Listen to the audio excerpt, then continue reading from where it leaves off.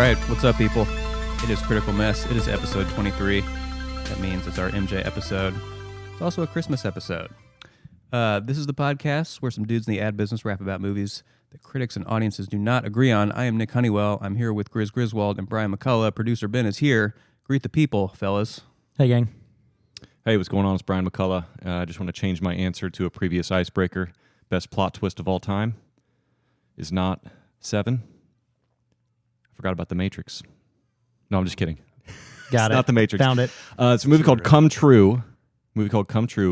Best plot twist of all time, and the plot twist takes place on the very last frame of the movie. Not scene, not sequence, frame of the movie. Nice. Yeah, I only watched that because you told me to, and it was pretty good. It was Thanks, pretty Nick. good. Come Appreciate True. that. Not a very good name No, for a movie, bad name. but decent film. Great plot twist. We got Ben here, too. Hey, what's up? What's up, Ben? Cut that out. No, Yeah, we don't never. I didn't mean for you to speak. I just wanted to tell people. Oh, shit. He's in the background. That's gracious. All right, guys.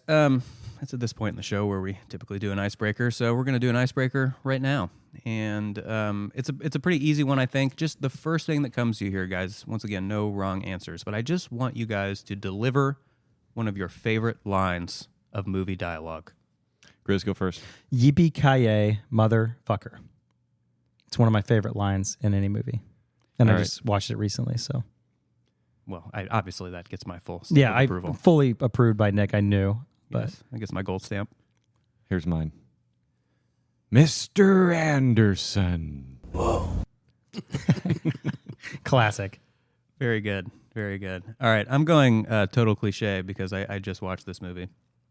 But it occurred to me that literally no one, I don't think in the history of the world, says the word fuck better than Tony Montana, right? I mean, he does. And so when he says, fuck Casper Gomez and fuck the fucking Diaz brothers, fuck them all, I bury those cockroaches. Now, that's a horrible impression of a man doing an questionable Cuban impression himself. I thought that was pretty good. I appreciate you trying. Yeah, it was a solid try. Anyways, he's great. You know, what am I, a worm like you? I told you, man, don't fuck with me. Look at you now. Dead. Keep it going. Yeah, Yeah. this is awesome. These are great Anyway. sound bites. Anyway, I love that you quoted a character from a movie that is always quoted for something else that he says ad infinitum, and you quoted a different thing that he says. Oh, yeah, I respect that. Well, I think another reason I picked it is because I think it is, you know, despite all the cliches, it is like the most quotable movie of all time. There's like 30 quotes in that movie that I think a lot of people would remember. So, anyways, it's a silly answer, but that's my answer. What's better, a really good delivery of an F-bomb or a really good flip-off? Just like somebody who knows how to wield that middle finger. What's better? It's kind of contextual, I think. I don't know, man. I think the if you can get a really good, clean F-bomb in there. Yeah. I don't know. I've seen some good flip-offs that when you see it, you're just like, damn, savage. You have an example? A good example?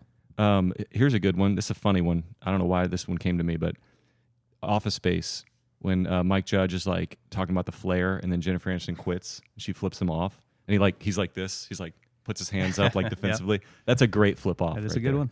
That's a good one. All right. Tonight we are talking about a film from the year of our Lord, 2008. It is an Indiana Jones movie. It is called Indiana Jones in the Kingdom of the Crystal Skull. Skulls? Skulls. Skull. Did I get that right? It's a lot of words. Yeah. Singular. A lot of words. Skull. Okay. This film, directed by the mighty and talented Steven Spielberg, it stars Harrison Ford, Shia LaBeouf. I go buff, Buff? but Ben said boof. What's the ruling? I go Sheila Boof. See, you Shia. What is this, a Thundercats character? Shia LaBeouf. Shia, yeah. Shia I like that. LaBeouf, I think. I think it's Shia. Well, I think we can all agree on Kate Blanchett. Karen Allen, John Hurts, a couple other famous people are in this. This movie cost $185 million to make. It raked in nearly $800 million. Damn. So, Wow. Holy smokes. a solid hit. No wonder they made Dial of Destiny. No wonder. 15 years later. Yeah, that's kind of weird. So just a real quick refresher about the criteria for the movies we talk about. Movies got to be fresh with audiences and rotten with critics or vice versa. The disparity needs to be at least 20% or so. This movie happened to be 77% with critics and 53% with audiences. Now, I have to say, maybe we'll get into this a little bit, Brian, but I saw a lot of accusations that Rotten Tomatoes deleted some negative reviews on this movie. Yeah, I saw that too. We have no proof. We have no proof of that. Let's be very clear. So anyway, that may or may not be a thing. And it's funny because the audience members were the ones that were accusing of that, as far as They what were. I saw. And again, I always like to drill down to the out of 10 rating as well, which is a little bit more indicative of the quality of the film, not just how many people liked or disliked. And it's actually really close. Audience 6.6, critics 6.9. So that right there almost kind of dispels those rumors of them deleting negative reviews, because the audience and the critics are about the same. All right. So, let's just get right into it. I think we need to. Before we do that, though, I just want to remind everyone you're tuned into Critical Mess, and we're sponsored tonight by an old friend. An old, large, horned Majestic. deer. Is it horned? I don't think it's horned. I don't think it's the right term. I think would it's say antlers. antlered, majestic, antlered animal. ancient, beautiful, shimmering. Majestic's the word. I think that's good. We're talking about old elk.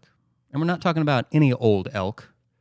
We're talking about straight wheat old elk, which, let me tell you, just dances on the palate. Goodness. 95% wheat, 100% proof. 100% fucking delicious. That made sense.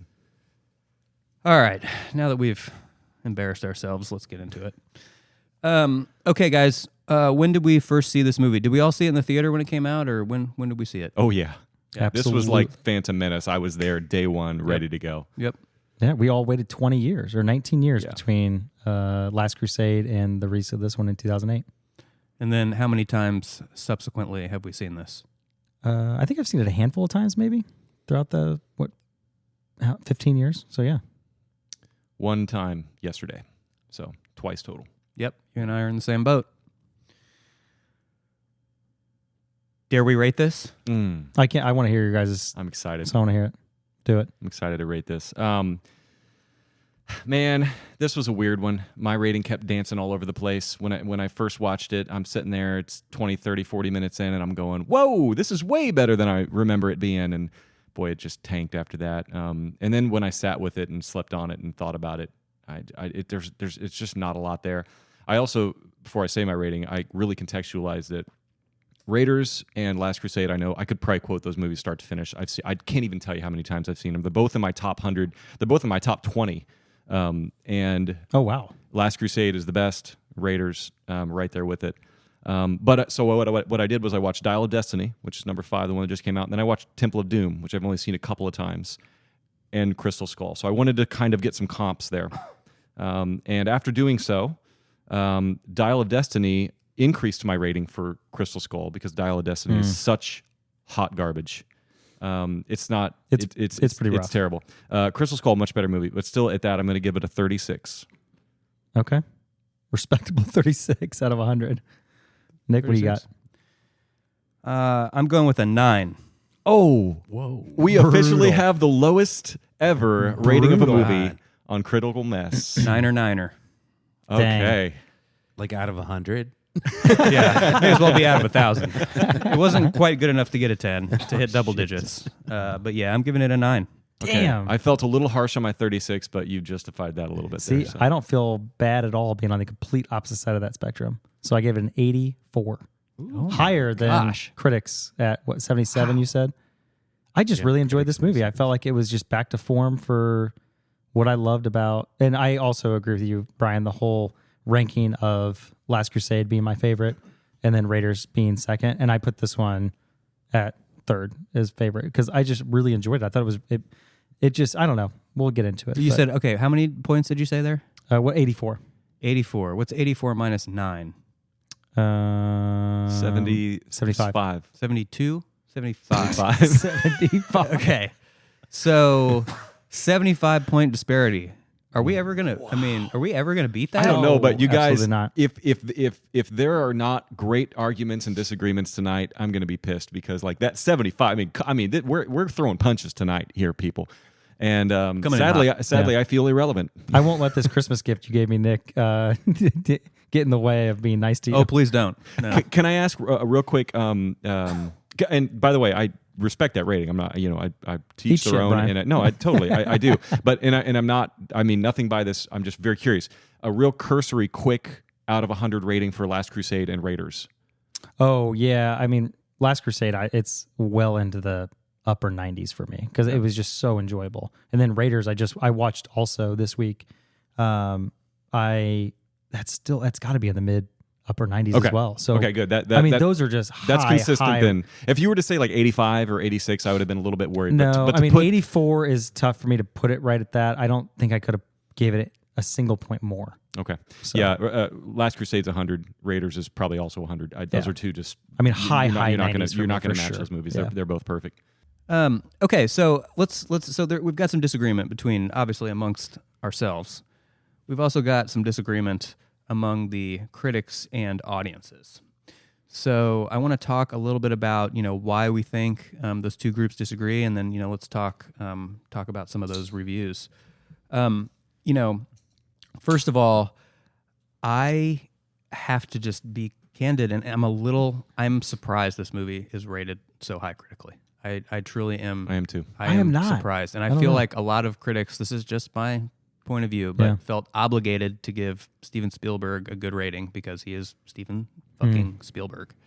And on top of that, you're bringing back a franchise that's been gone for decades, a beloved franchise, a deeply beloved franchise, and it's like that. I mean, it could have just been Harrison Ford just in a porta potty, kind of. I guess he was in a fridge, but just taking a hot dump for 2 hours. You know what I mean? And I feel like people would be all over it just because it's Indiana Jones and it's Steven Spielberg. So I don't know how much there is to that, but just saying it. I mean, the critics are wanting the critics. From my reading, I feel like the critics were looking back at the OG trilogy as just 3 adventure films with not a lot of depth. Oh, it's thrilling, it's adventure, it's Indiana Jones, and then they saw Crystal Skull and they go, oh, it's more of the same. That's generally the sentiment that I got. And I don't think that the original 3 Indiana Jones movies are just adventure movies. I know that they were made to be sort of, I know Spielberg wanted to make James Bond. And I don't know what happened with the licensing there. I don't know if it was too difficult or he couldn't or something. But so Indiana Jones was the answer to that. It came off of the success of Star Wars, and Lucas and Spielberg were talking on vacation, and he was saying how he wanted to direct a James Bond film, and so they came up with this character Indiana Jones. It's supposed to be based on like the serials of the 50s and the sort of adventure stuff. And so I know that's where it started, but that is not where it ended. Those movies ended as something special with a lot of profound depth to them, and I don't think critics remember that. I don't think critics went back and went, I'm going to watch the trilogy and then I'm going to compare Crystal Skull. I think critics just watched Crystal Skull and went, wow, that movie was made very well, and it was adventure, and it was fun, and it was globetrotting, and it was Indiana Jones, so I'm going to give it a favorable review. And that's not how I approached the movie at all. Yeah, I agree. Well, you guys are wrong, so... The consensus it was, though the plot elements are certainly familiar, Indiana Jones and the Kingdom of the Crystal Skull still delivers the thrills, and Harrison Ford's return in the title role is more than welcome. So, I mean, yeah, they're looking at Harrison Ford, and they're looking at thrills, and yeah, it had thrills. He's been in like 5 plane crashes, by the way. That guy is like always crashing his plane. Not that many, I'm exaggerating. He's been in several air incidents. He definitely crashed at least once and almost crashed at least several other times. He doesn't have a very good flight record. Wow. But he flies a lot. He also smokes a lot of weed. Does he? Yeah, Oh, yeah. big time. We talked about it last episode. Right. Cool dude. We did, yeah. We probably, yeah. Did we? I don't remember all that well. I don't remember a lot of what we talked about last episode. Well, remember Dave Chappelle tried to get him to cameo in the movie. Oh, that's right. Okay, now I remember. I remember. Right. You guys are jogging my memory a little Yeah. bit. I'll read a couple here. Donald Clark, Irish Times. Shout out to the Irish Times, guys. Yeah, holler back. Yeah. Skull never quite regains the standard of its opening act, but there is cheap fun to be had throughout. So my thought there was, I thought the opening act was by far the strongest bit of movie making, and that's why I was really tracking with that kind of the convoy and the 4 youths in the car, and they were trying to race the convoy, and there's a lot of really cool camera shots, like panning inside and outside of the car, reflective shots in the hubcaps, and just I'm like, okay, this movie's it's tactile. I want to maybe get into that more later. But why? Why did that chase happen? That's a fair question, and I guess what I'll say is, as I was watching it, I assumed there was a reason for it because it was in the movie. And I'm like, okay, there must be a reason for this. In hindsight, there wasn't, but I'm saying the craft of that.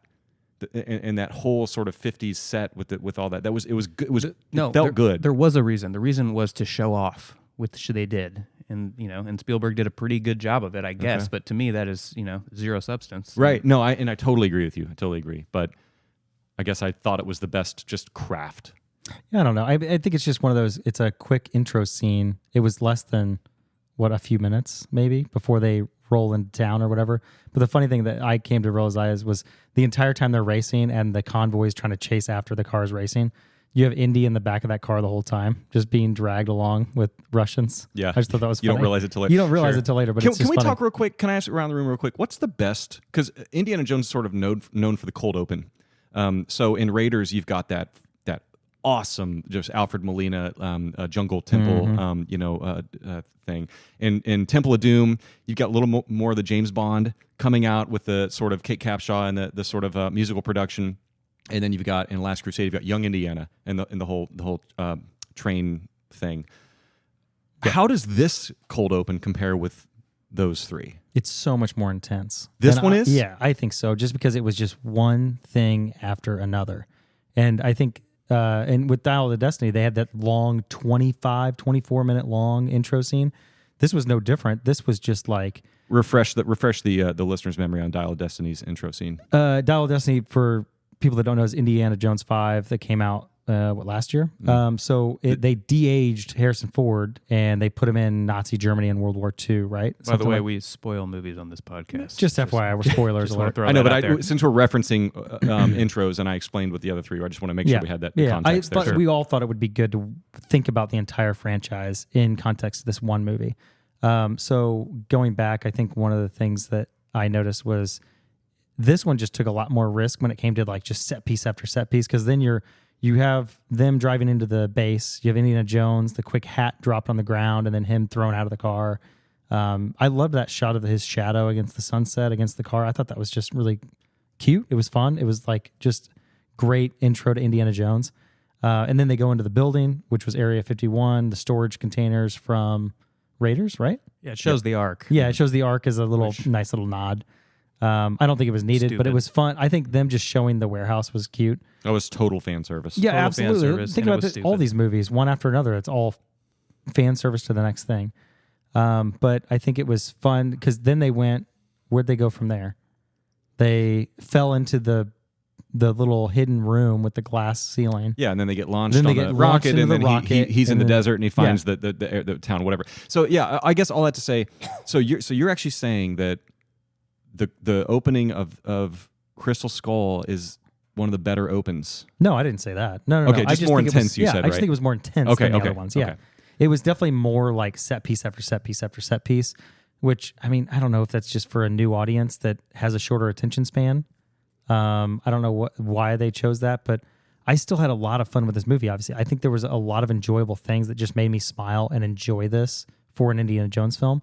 And looking at Indy at 65 versus him at 81 for Dial, I'm like, holy shit, this dude looked incredible. And he was really throwing punches in this movie for all the action scenes. He was physically capable in a lot of these things. Like, I mean, he's doing a lot of these stunts at 65, and it looked great. Yeah. Well, so real quick, let's just cover the critics here. I know we went on a tangent there because I asked about the opening act because, obviously Donald Clark from the Irish Times was talking about, the first act. But I don't know. I thought at least it was more well-made than the rest of the movie. Carl French from the Financial Times. Ultimately, while far from dull, this lacks the energy and wit of the first and third films, and sadly has more in common with the uninspired Indiana Jones and the Temple of Doom. Shots fired. So I agree. First and third are in another league. Does the room agree? Yes. 1 and 3 are in a different league than the rest. Yes, absolutely. Okay. I think we all agreed on that. Yeah. Okay.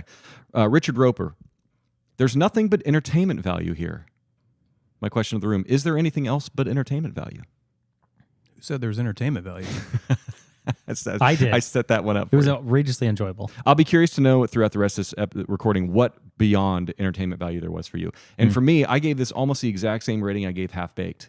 And Half Baked was entertaining in that it was funny, and that's what Nick kept challenging me on, like, because I was talking about how funny that movie was. See, and he's like, "Well, why'd you rate it so low?" And I'm like, "Because that's the only thing I liked about it." And so for me, my 36, it's just the entertainment value, and there was nothing else. So I thought Richard Roeper. I know for Half Baked, nailed it's so hard for me because it was just not funny. I could have watched that entire Sure. film with a completely straight face. And that's totally subjective. And yeah, that's and I think fair. it's just tough because this one just made me smile because it was like me going back on an adventure with Harrison Ford and knowing this character, and it felt very close, not exact, but it felt very close to Last Crusade for me. You need Okay. to do more drugs.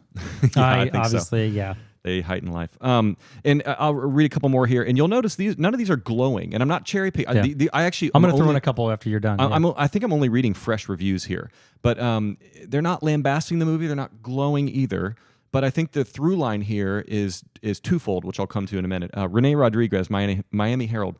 Indiana Jones and the Kingdom of the Crystal Skull may be the slightest, least memorable entry in the franchise, but it's a franchise with a rather high bar, and the film's plentiful flaws do not overwhelm its pleasures. So, my question to you guys, because she's comparing it to the very high bar set from two of the three originals, do you guys think this would have been better if it wasn't an Indiana Jones movie? And Yes. okay. No. Okay. That's consistent, I think, because it's sort of like how I feel like you rated. There's some parallels here on The Last Jedi, and I know that you docked a lot of points because it was not a good Star Wars movie, and so your answer is consistent with that. A couple more. Mark Rayner, Seattle Wait, Times. so Dick, both of you, are you saying that you would have enjoyed it more if it had no Indiana Jones attached to it? That's correct. Absolutely, and that's what Brian's Corner is about tonight. Mark Rayner, Seattle Times. I just realized he's from Seattle. His last name's Rayner. That's kind of funny. It might be Ronner. I'm not sure. Classic. It's the most ridiculously cartoonish of the four flicks, but Indiana Jones and the Kingdom of the Crystal Skull is still a lot of fun anyway. Real quick, how does the tone compare to the other films for you guys? Can you sum up the tone at all? Oh man. I know we're going to get into this more I later. can easily go into just it. off. Okay, Off. off tone. I think the tone was definitely more comedic. They tried to have a lot more goofball, like one-liners, but having just watched Raiders, there's a shit ton of one-liners in there and like one-offs back and forth, even from the opening scene with Alfred Molina. And it's like, all right, that was a lot. Like you go back and forth and you think about how goofball they were in a moment where they're like sweating their asses off in the jungle and they're going through the brush.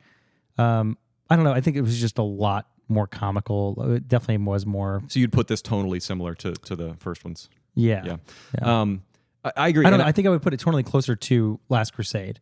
I think it was just a slightly more elevated on all fronts than Last Crusade. To me, it feels like it's trying to very blatantly imitate the earlier movies and failing. 100% agree with that. Yeah. I like the tone is much sillier. And I do want to say that one of the things that Indiana Jones is not maybe first and foremost known for is how funny they are. The Indiana Jones movies are very, very funny, but they're not necessarily goofy. There's a fine line, and we'll get into that. Last one, Roger Ebert. I can say that if you liked the other Indiana Jones movies, you will like this one. And that if you did not, there is no talking to you. I almost did not read that because I respect the man, but like, damn, is that just a bad statement to make? Yeah, no, I agree with Ebert like 85% of the time, but when he's wrong, he's really wrong? Okay. And he's really wrong. Read it again. Basically, what he's saying is if you like Indiana Jones, you're going to like this. Yeah. Do you feel I that don't know. way? I think for the people that like Indiana Jones, there were a lot of critics, and I tried to look at like age ranges of a lot of the critics to see whether they were early adopters from the original Indiana Jones or if they were later adopters as young, 90s kids or 80s kids. And a lot of these guys were, I think they were just holding on to something that they would have fun with and like enjoy. But well, tell you what, you're listening to Critical Mess, and we're enjoying our old friend, Hey. Just slow your roll here, buddy. Well, I was going to jump into audience reviews, but I felt that It's needed my to job. be done. I only got a couple jobs here. Can I and that's flash one a of them. symbol to you when I want you to do that? Like, can I That's fine. flash a gang sign or something? Let's Yeah, we'll I'll work throw something in a out. couple critic reviews before you get into Okay, audience. yeah, go for it. Go for it. So I had a couple. Marianne Johansson from Flick Philosopher. I sat through 2 hours of Crystal Skull, and when it was over, my jaw was aching because I hadn't stopped grinning like a little kid the whole time. I love this movie, and I love it. So stuff like this makes me, I don't know, I weight movies typically with the audience. So I'm definitely in the awkward stage of going with the critics in this stage because they went 77 versus audience were in the 30s or 40s, right? Well, 50s. 50s. Low 50s, okay. And then this other review for Jordan Hiller for the, I don't know how to pronounce his website. I apologize. It's not fair to ask the film to appeal to your somber, jaded adult sensitivities when the reason you fell in love with Indiana Jones in the first place was because it was the stuff of boyhood daydreams. And I would never invite that guy to dinner. I think, well, What a it was pretentious interesting that he asshole. touched on certain things that makes me wonder how much of this do you guys hold to how much you regard those movies from your childhood to what this movie tried to do in our prime ages of college years. I have a perfect answer. Sorry. Mine will be real quick, but it's really strong, Nick. Here's my answer to that. I hated Temple of Doom.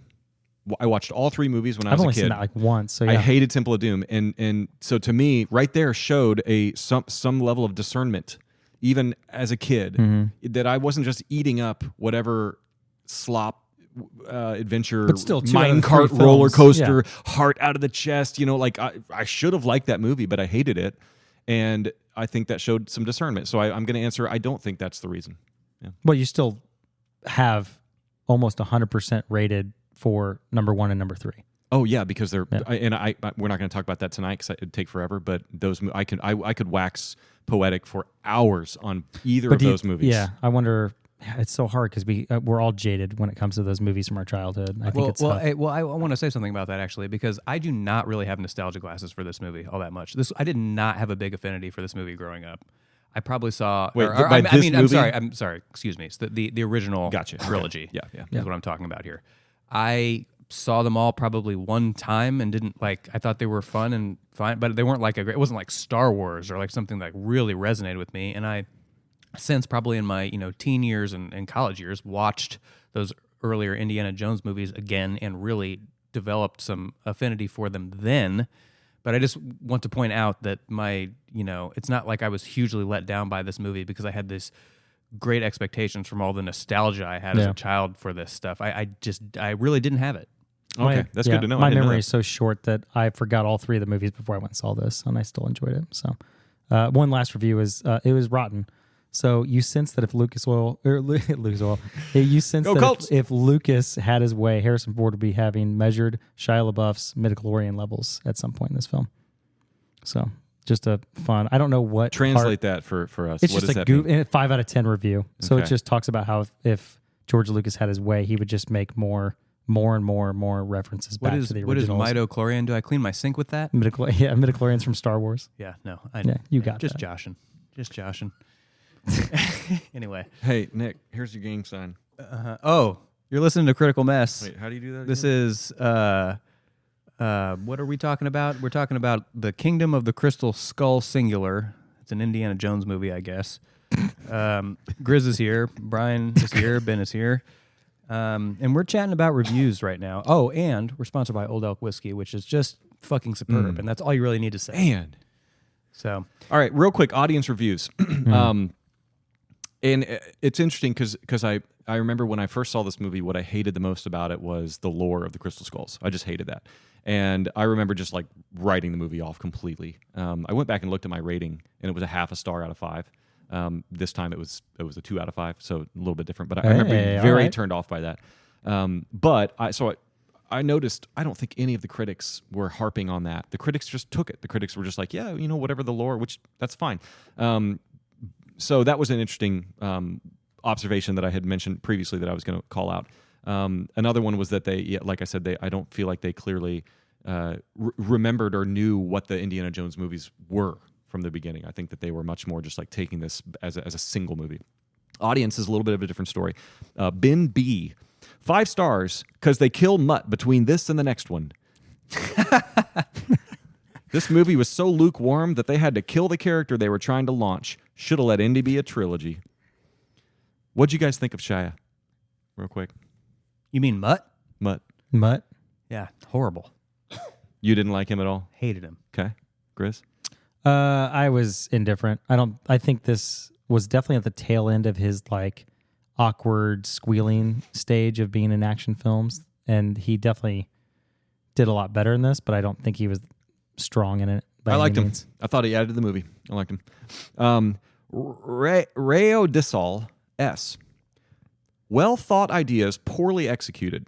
Even though you can have fun with this, sometimes it doesn't feel like Indiana Jones. 5 out of 10. And my reaction was, actually, it's more like poorly thought ideas, well executed. If you're going to say one of the two. I don't know if I totally agree with that. I don't think that's a bad take. Really? I think, and I'm talking about like overall ideas, kind of like the ancient aliens idea, and the idea that they're like coming here to like get knowledge. That's like one of the only things I can say that was even decent about this movie. Was I kind of thought that overall, and once again, not an Indiana Jones movie. I think it's way more interesting. Yep, I've got strong thoughts about that in Brian's corner. I hear you, but I hated that idea. You hated the idea of the aliens? I thought it was executed decently. You hated the idea of the aliens part? Oh yeah. Man, that was like one. I'm biased, so I was. Indiana Jones is not science fiction. You know. I know, and what I agree. Are you talking about? That rubbed me the wrong way for sure. What are you talking about? You think it is? You don't think it's science fiction? Indiana Jones is not science fiction. Please watch the other films. No. Science fiction does not deal with angels and demons and gods and Raiders devils and, of the and Lost religion. Ark, at the end of that film in the third act, what comes out of that box and flies around? There's no science. What flies around at the end of Raiders of the Lost Ark? We're playing semantics It's here. like why is Star Wars science fiction? Yes. No, wrong. Boom. You're wrong. This is semantics. Star Trek is science We fiction. define Star Wars is fantasy. Indiana Jones is Indiana Jones is action. semantics. It's not semantics. There's a reason. There's a very clear definition of science fiction, and Indiana Jones is not that. Crystal Skull is. Star Wars in our day and age in 2023 is science fiction. No, not at all. Guys, our listener hates this argument. No. Star Wars is not science fiction. I'm sorry. Oh my God. Why is it science fiction? Sorry, no, you're right, Nick. You're right. Okay. Back to the whole point, though, is I think I'm biased because I think the whole how they connected all of these things, and he's roping around the globe, looking at all these hints of aliens consistently through history, and then they get to the final point where they see the skulls and they see where they're connected, and they bring them back to the temple at the end and the gold and all these things. I thought it was I loved it. I thought it was so interesting because I'm interested in that as a historical kind of mythology. Don't call it Indiana Jones. Call it fucking Kentucky Smith. I'm sorry, but in Raiders, ghosts fly out of a box and they fly around, and spirits fly around in a circle. Yeah. And flames shoot up into the sky. That's called fantasy. That's not science fiction. I'm sorry. Hey, I'm not making this shit up. That is not science explain fiction. the difference between fantasy and science fiction. Well, you can just look up I can read a definition if you want, but I want to hear your opinion, though. I think it's my silly. opinion. Yeah. Okay, so I mentioned Star Trek and Star Wars because everyone knows those two franchises, and those are both very established in their genre. And Star Trek is very much science fiction because it's like high it's science is very involved. That's why that's part of the name of science fiction, because science is involved. Fantasy is just like a completely alternate universe where shit's just made up. Action adventure is kind of a subgenre of fantasy. There's some overlap. Star Wars is just, there's no science in Star Wars. It's just whatever the fuck somebody wants to make up. Lord of the Rings, not science fiction. It's fantasy, right? Even though there's dragons and there's spirits and demons and things like that.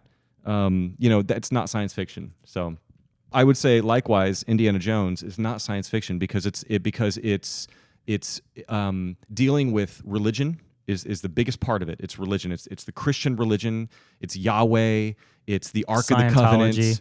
It's it's Hindu. It's Hindu and what is it? Shiva. Yeah, What's the Hindu stuff? Shiva, and then it's the cup of Christ. That gives you eternal life. None of that's science fiction. That is pure fantasy religion realm. Then you get into Crystal Skull, which is science fiction. And then Dial of Destiny, super science fiction. You got time travel, Archimedes, mathematics. I'll give you they just veered completely away from the whole religion aspect of it, which is really what makes it's a hallmark of Indiana Jones.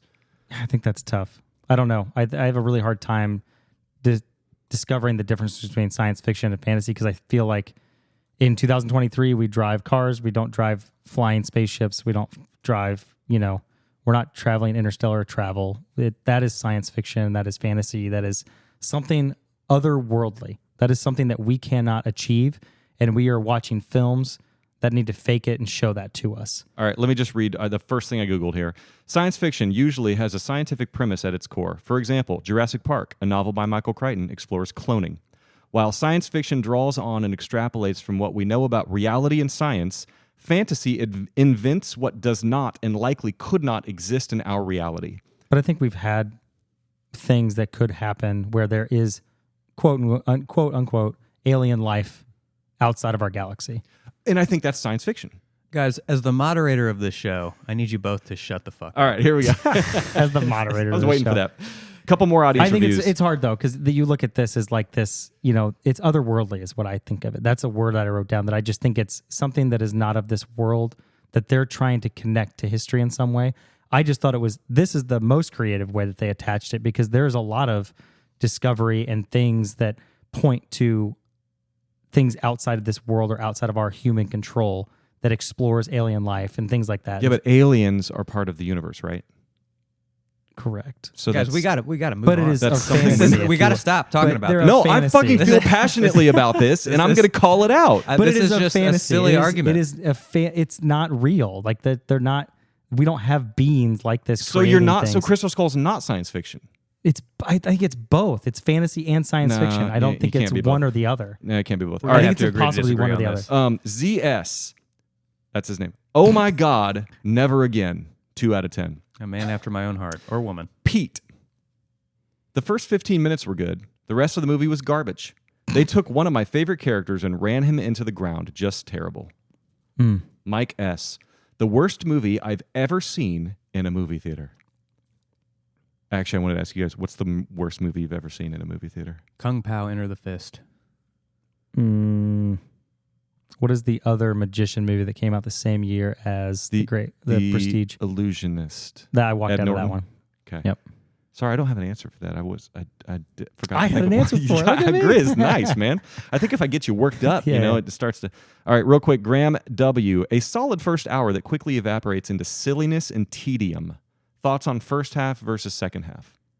I mean, the first half was better, but it was all shit. Obviously, you know my opinion. Yeah, first half was definitely stronger. I feel Last like half at this was a point, stretch. I know the answer that both of you are going to give to every question.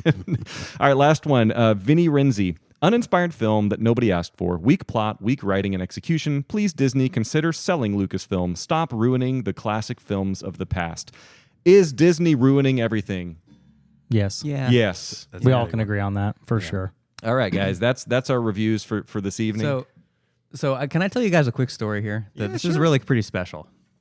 So I just wanted to read one review. I don't even know why I was looking at reviews earlier on Rotten Tomatoes for user reviews, and I just was browsing through them, and I read this one review, and I was like, I'm going to read this review because I think this pretty well sums up what I think about this movie. Lo and behold, I'm not even making this up. I don't know if you believe in like synchronicity or whatever. This review was posted. I did not notice this. It was posted by Nick H. Whoa. Posted by Nick H. Okay. H. 9 out of 100. What the F? What the F? That's incredible. But let me just read Nick H's review here. Is he trolling us, Grizz? I Is think this him? so. I am not trolling you. Okay, so this is not This is you. legitimate. I be clear. literally He wrote read this back review in first. summer of 2008. I was like, I agree with this review wholeheartedly. And then their name was Nick H. And then I, Are you kidding hours me? after the fact, saw it was written Holy by Nick shit, H. that is How crazy. crazy is that? I can't wait to hear this. And I'm like, maybe I wrote this in like a stupor, and like after I watched the movie, like it's possible. I don't know. Here we go. 1 star. Wow. Even at 55% audience score, it's obvious that Rotten Tomatoes is deleting bad reviews, which to me has destroyed their credibility. I read this one. Yeah. Yep. Now here's the line I really like. I watched a near 2-hour death of Indiana Jones. Shame on anyone who gives this movie more than 2 stars. Please quit reviewing movies if you believe that. The movie was unrealistic, to say the least. Indiana Jones surviving an atomic bomb blast by hiding in a refrigerator or swinging from vines like a monkey. There were frigging aliens in it, for crying out loud. What crap? Who on earth thought this movie was good? This movie is beyond garbage, just completely ruined. How can a brilliant director such as Spielberg, create such horrendous nonsense, they would have been better off making this movie into a cartoon. Well said, sir. Well said, Nick H. Well said, Nick Honeywell. I mean, Nick H. You know what I really respect about that review? He didn't say shame on anyone who gives this movie above a half-star review. He bumps it up to a 2-star out of 5. He did. He says shame on anyone who rates this above a 40. He's got some leeway. And I actually had just rated it 2 stars before I read that, and I was like, oh God, thank God. Nice. Nick Anyway, H. great review. Yeah, great review, Nick H. All right. This is Critical Mess. I'm here with Brian and Grizz and Ben. We're drinking Old Elk because it is delicious. And we are talking about Indiana Jones and the skulls, the diamond skulls, Quartz. some skulls. So that's what we're talking about. And now, God help me. We're going to flip the script, and I have to say something nice about this I movie. can't wait. So I'm not going to start because it's going to take me a while to think of something. Okay, well, I've got some here. Go. Clearly, I did not like the movie. So my flipping the script is going to be the things that I did like about the movie. I did not hate the movie. Let me be clear. I just didn't like it. So, top-notch stunt work. Notably, when they land on the scaffolding in the nuclear launch facility, and then there's like a one take, and then Indy like jumps down while the Russian guy kind of falls off the other edge of the scaffolding, and then he swings around and kicks the guy into the glass, and he lands on the timer and starts it. Right. Yep. That's a great scene of stunt work, and it took a lot of choreography to create. I think there are a lot of physical comedy in this that I loved. Mm-hmm. So disagree, but that stunt was good. I like the musical motifs Williams brought back in. He's great at doing that. Notably, the Ark theme. When you see the Ark, he brought in the Ark theme. Now, whether or not that scene should have been in there, questionable. And the answer is actually no, it shouldn't have. But at least he brought back the Ark theme, and then like the father-son theme when he sees Sean Connery's picture on the desk. I would hum those themes for you guys, but I don't want to get copyright stricken, so I won't. Just kidding. I know we wouldn't get copyright stricken by me humming. I like the 50s era production design in the little test nuclear town. That was really cool.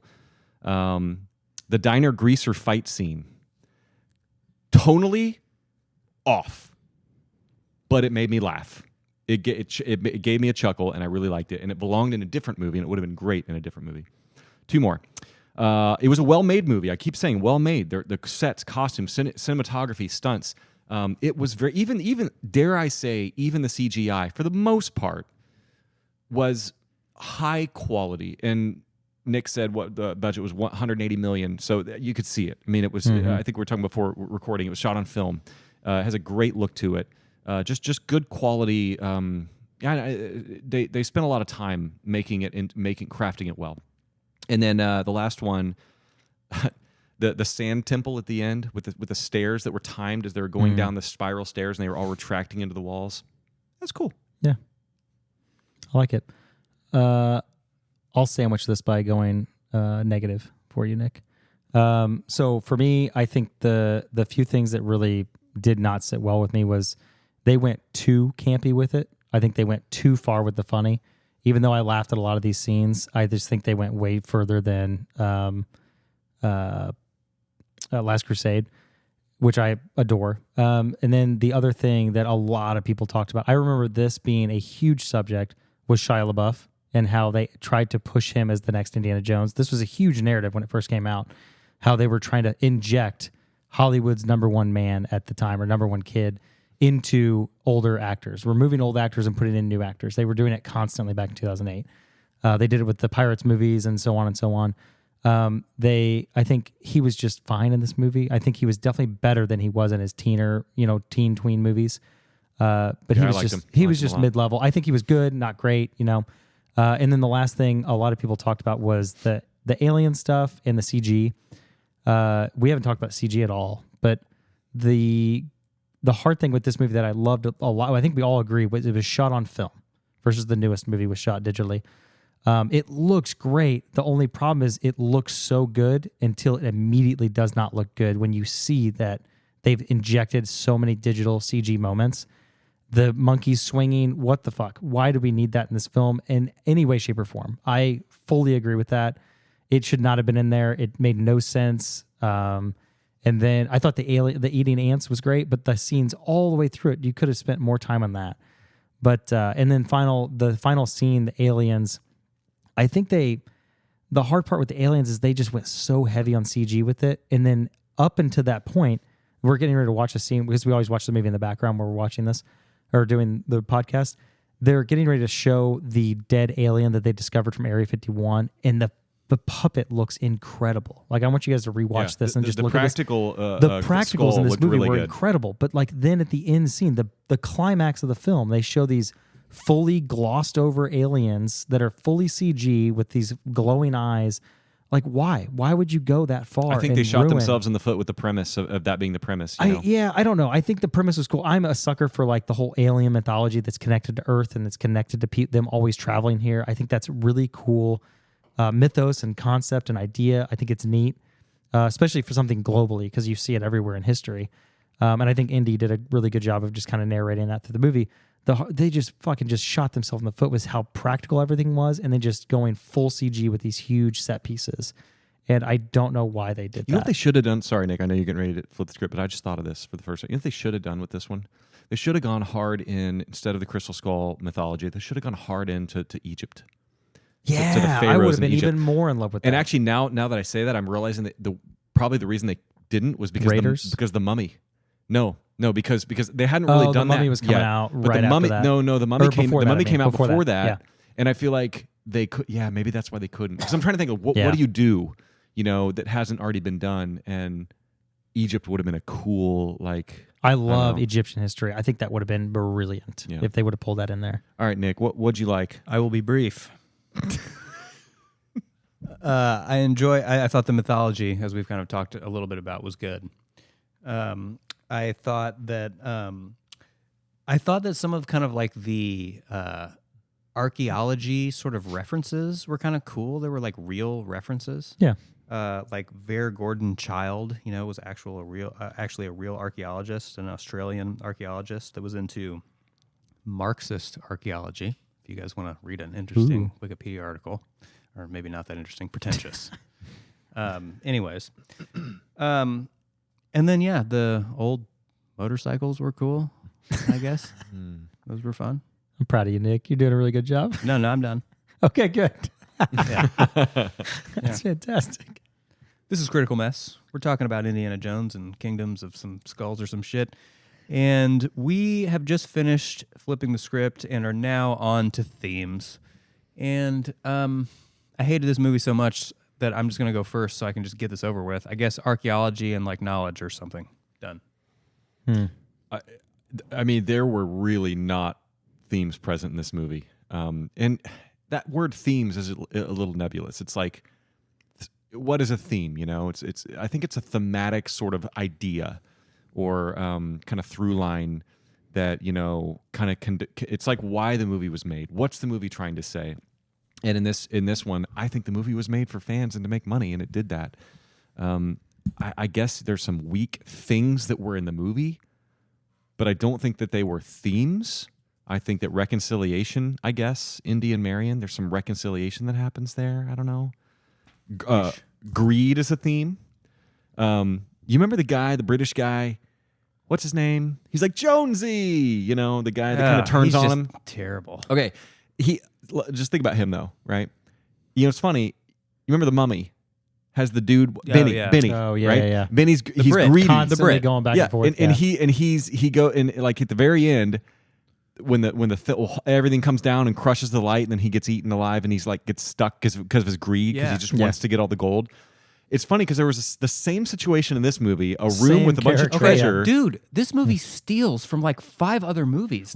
I can name a couple. We'll get into this in Slow Burn. Yeah. but- Well, what's funny about that is that it stole from a movie that I feel like was inspired by adventure films such as Indiana Jones. When you watch The Mummy, it has strong Indiana Jones vibes, and I think The Mummy's fantastic. And I don't think it steals It goes back from to Indiana Aladdin. Jones, but it definitely is an homage to Indiana Jones. Aladdin, there you go. Aladdin's another great example. Yeah. But in this one, that guy's greedy, and the greed is what gets him killed. So a little bit of a greed theme. And then I guess seeing your son thrive, and there's a scene. It's very weak, but there's a scene when they're at the bottom of the retracting stairs pit where they fall down, and like Shia LaBeouf's like, "Let's go this way," and Indiana kind of looks at him and goes, "All right, kid," or something. He's kind of proud that his son is like leading them on this adventure. Again, very weak because he didn't even know he had a son until 37 minutes before this, Yeah. and there's no setup there. But guys, I couldn't find anything beyond that. Yeah, I Well, can't not agree with you guys on there. I mean, discovery, adventure, that's all I have when it comes to themes for this film. Well, I think, Brian, you almost said it there. I think you almost nailed it, what the movie was really trying to say, which I think is, give me that money. Yeah. Great. That money. Yeah. Were Money. there a lot of Money. themes? I can't really recall. You guys are the theme masters. So were there any themes between 1, 2, 3, and 5? Oh, absolutely. I remember 1 being a strong one, obviously, but I don't Well, recall I love 2 Raiders. as much. Raiders really plays with the idea of belief in the supernatural. That's a very strong theme there. You've got this grounded archaeologist who he's all this bullshit about X marks the spot. You've got this archaeologist who is very grounded in reality, who's coming up against this supernatural. And at the very end, what does he do? He believes, and he says, "Marion, keep your eyes shut," because he knows what's going to come out of this ark. It's a cool concept. The concept That was there a great is- arc. Yeah, I is did like that. materialism versus the supernatural. Do you Yeah. really believe? Do you really have faith? Even if you really self-identify as not having that faith, that's a very strong theme. And then, of course, 3, the father-son stuff is just it's one of the best father-son movies ever made. And it's does it just hit Great hard. chemistry. Yeah. Great chemistry. Yeah, it's very hard to beat. I mean, they coming from Last Crusades into this, like you cannot hit that high and low of the father-son moment in that film. Like it was emotional, everything. I think Shia did bring emotion to this. Like he showed like the tears. I don't know if they just missed a scene, if there was something cut out of this movie that gave him a little bit more weight. But he had like a few crying scenes where you're like, you can tell he's emotional about something. One of them, he was just like was crying all of a sudden, and I was like, did I accidentally skip forward 30 seconds? That's what I'm saying. Like, is there a scene that we missed that I just was like, it would have given this more weight? I don't know, man. There I could, wasn't. like I said, I could wax poetic forever about Yeah. those movies. But since just think of Last Crusade, the moment. This sums it all up. Elsa, he's grabbing Elsa. She's going to fall into the void. She wants that cup of Christ, and then and then now it's Indiana, and he's going to fall for the same thing. But instead, his arc is so brilliant. He lets it go. He lets go of that. I'm watching that Last which- Crusade tonight right after this episode. Oh man, it's so good. I'm just saying, like Yeah. those themes are so profound and Yeah. so readily available and so identifiable. And Crystal Skull, there's nothing there. I feel Yeah. like, watching Last Crusade tonight would be a nice palate cleanser from Oh, this for pile of sure. trash. Yeah. I would just listen to music on the way home. It's one of the best soundtracks ever. All right. I mean, character arcs. I mean, I have nothing to say because I hate this movie. So, anyone else want to talk about it? Wait, what? You hated this? There aren't really any arcs in this movie. Indy believes in ancient aliens by the end. Yeah, I think it's Indies was the only arc that I could even think of. But just for the what's fact that- the arc though? What is the arc from and to? The art, well, I think it was heavy-handed when it came to like him just discovering, like he continued to go down this path of like seeing history, and that's all he knows is history. So he's like, oh, we went here, here, and here, and here. We're learning this, this, this, and this, and it's slowly progressing towards the idea that oh, aliens might be real. Then he gets to the end, and he's like, holy fuck! Like I think they are actually real.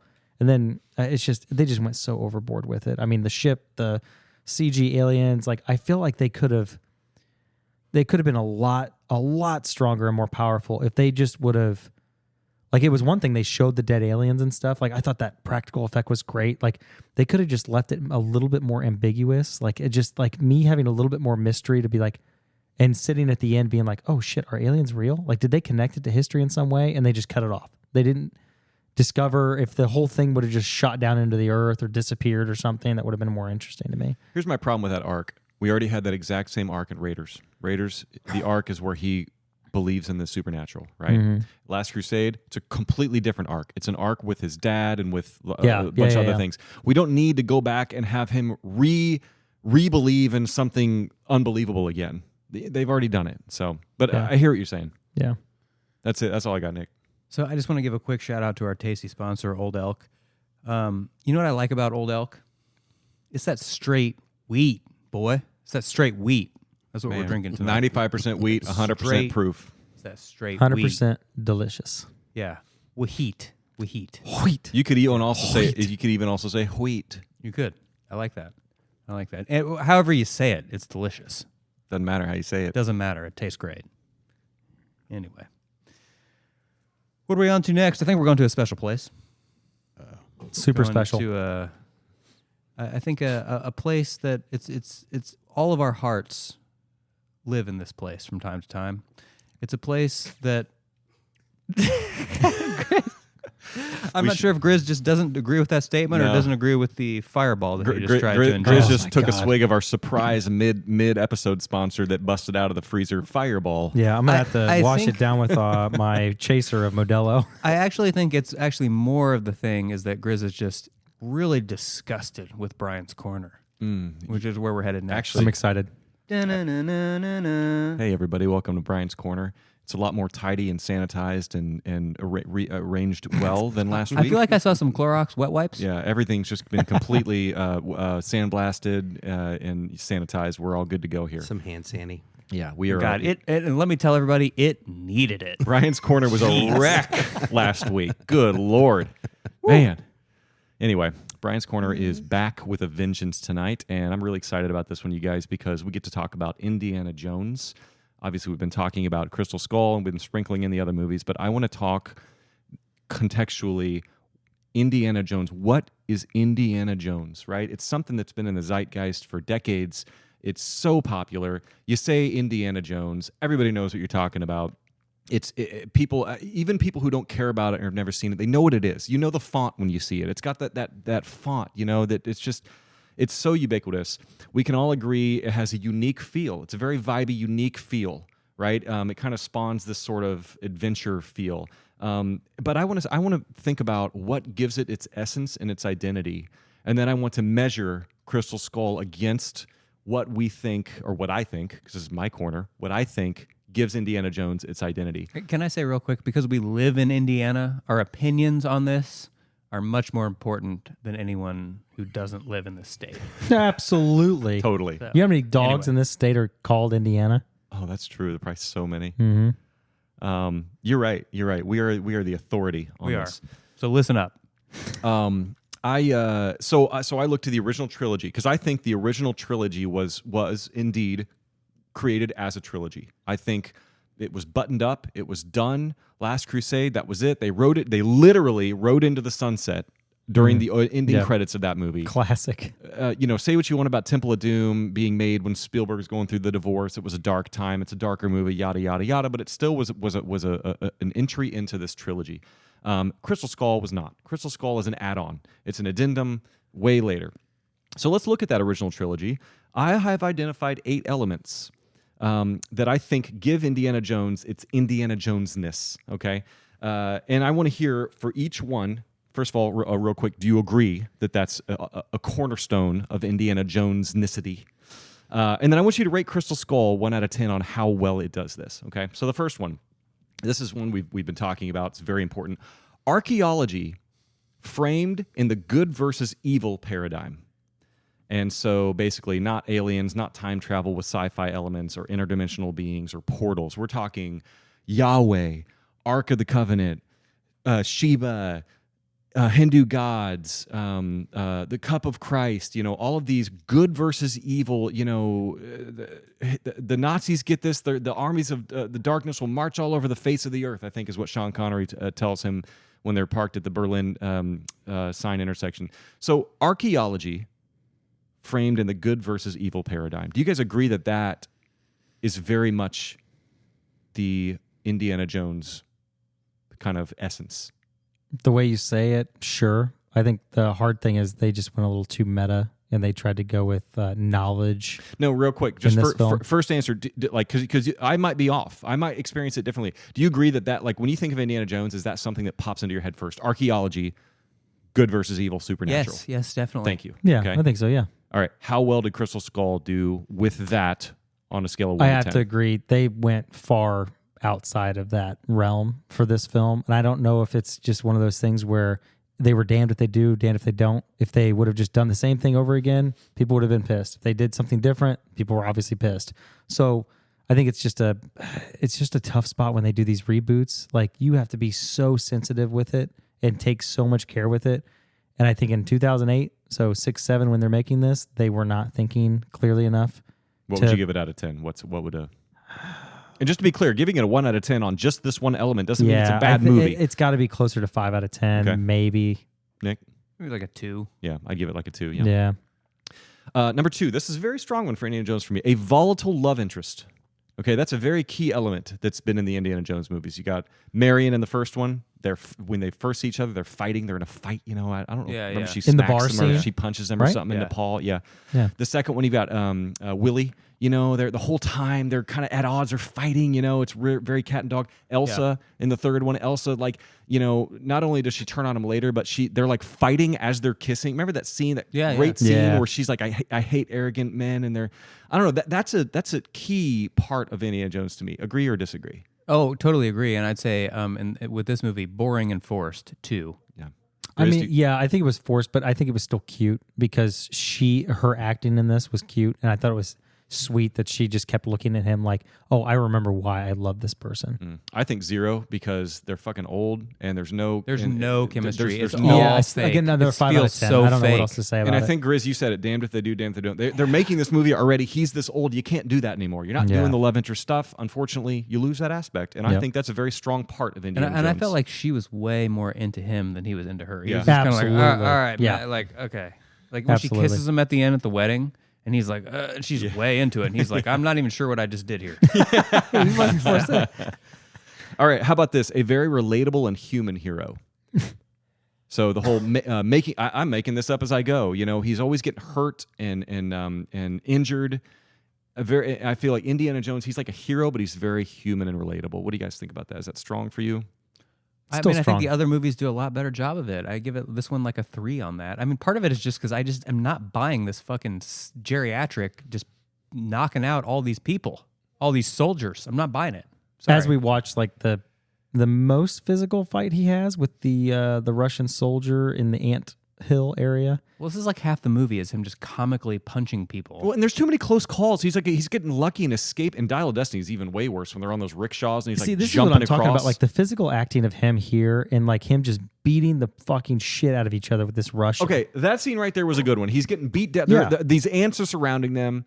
The skull is clearing the ants around. He's fighting this Russian guy, and he's getting his ass kicked. That's Indiana Jones. Yeah. Indiana Yes. Jones gets his ass kicked, and he still saves the day. I think it's funny because this seems so much more physical and more weighted to like how, like, look at the blood flying out of their mouths. Like Indy's like bleeding out of his mouth. And then you look at Mutt, he's got a blood coming down his eye. He's got blood coming out of his mouth.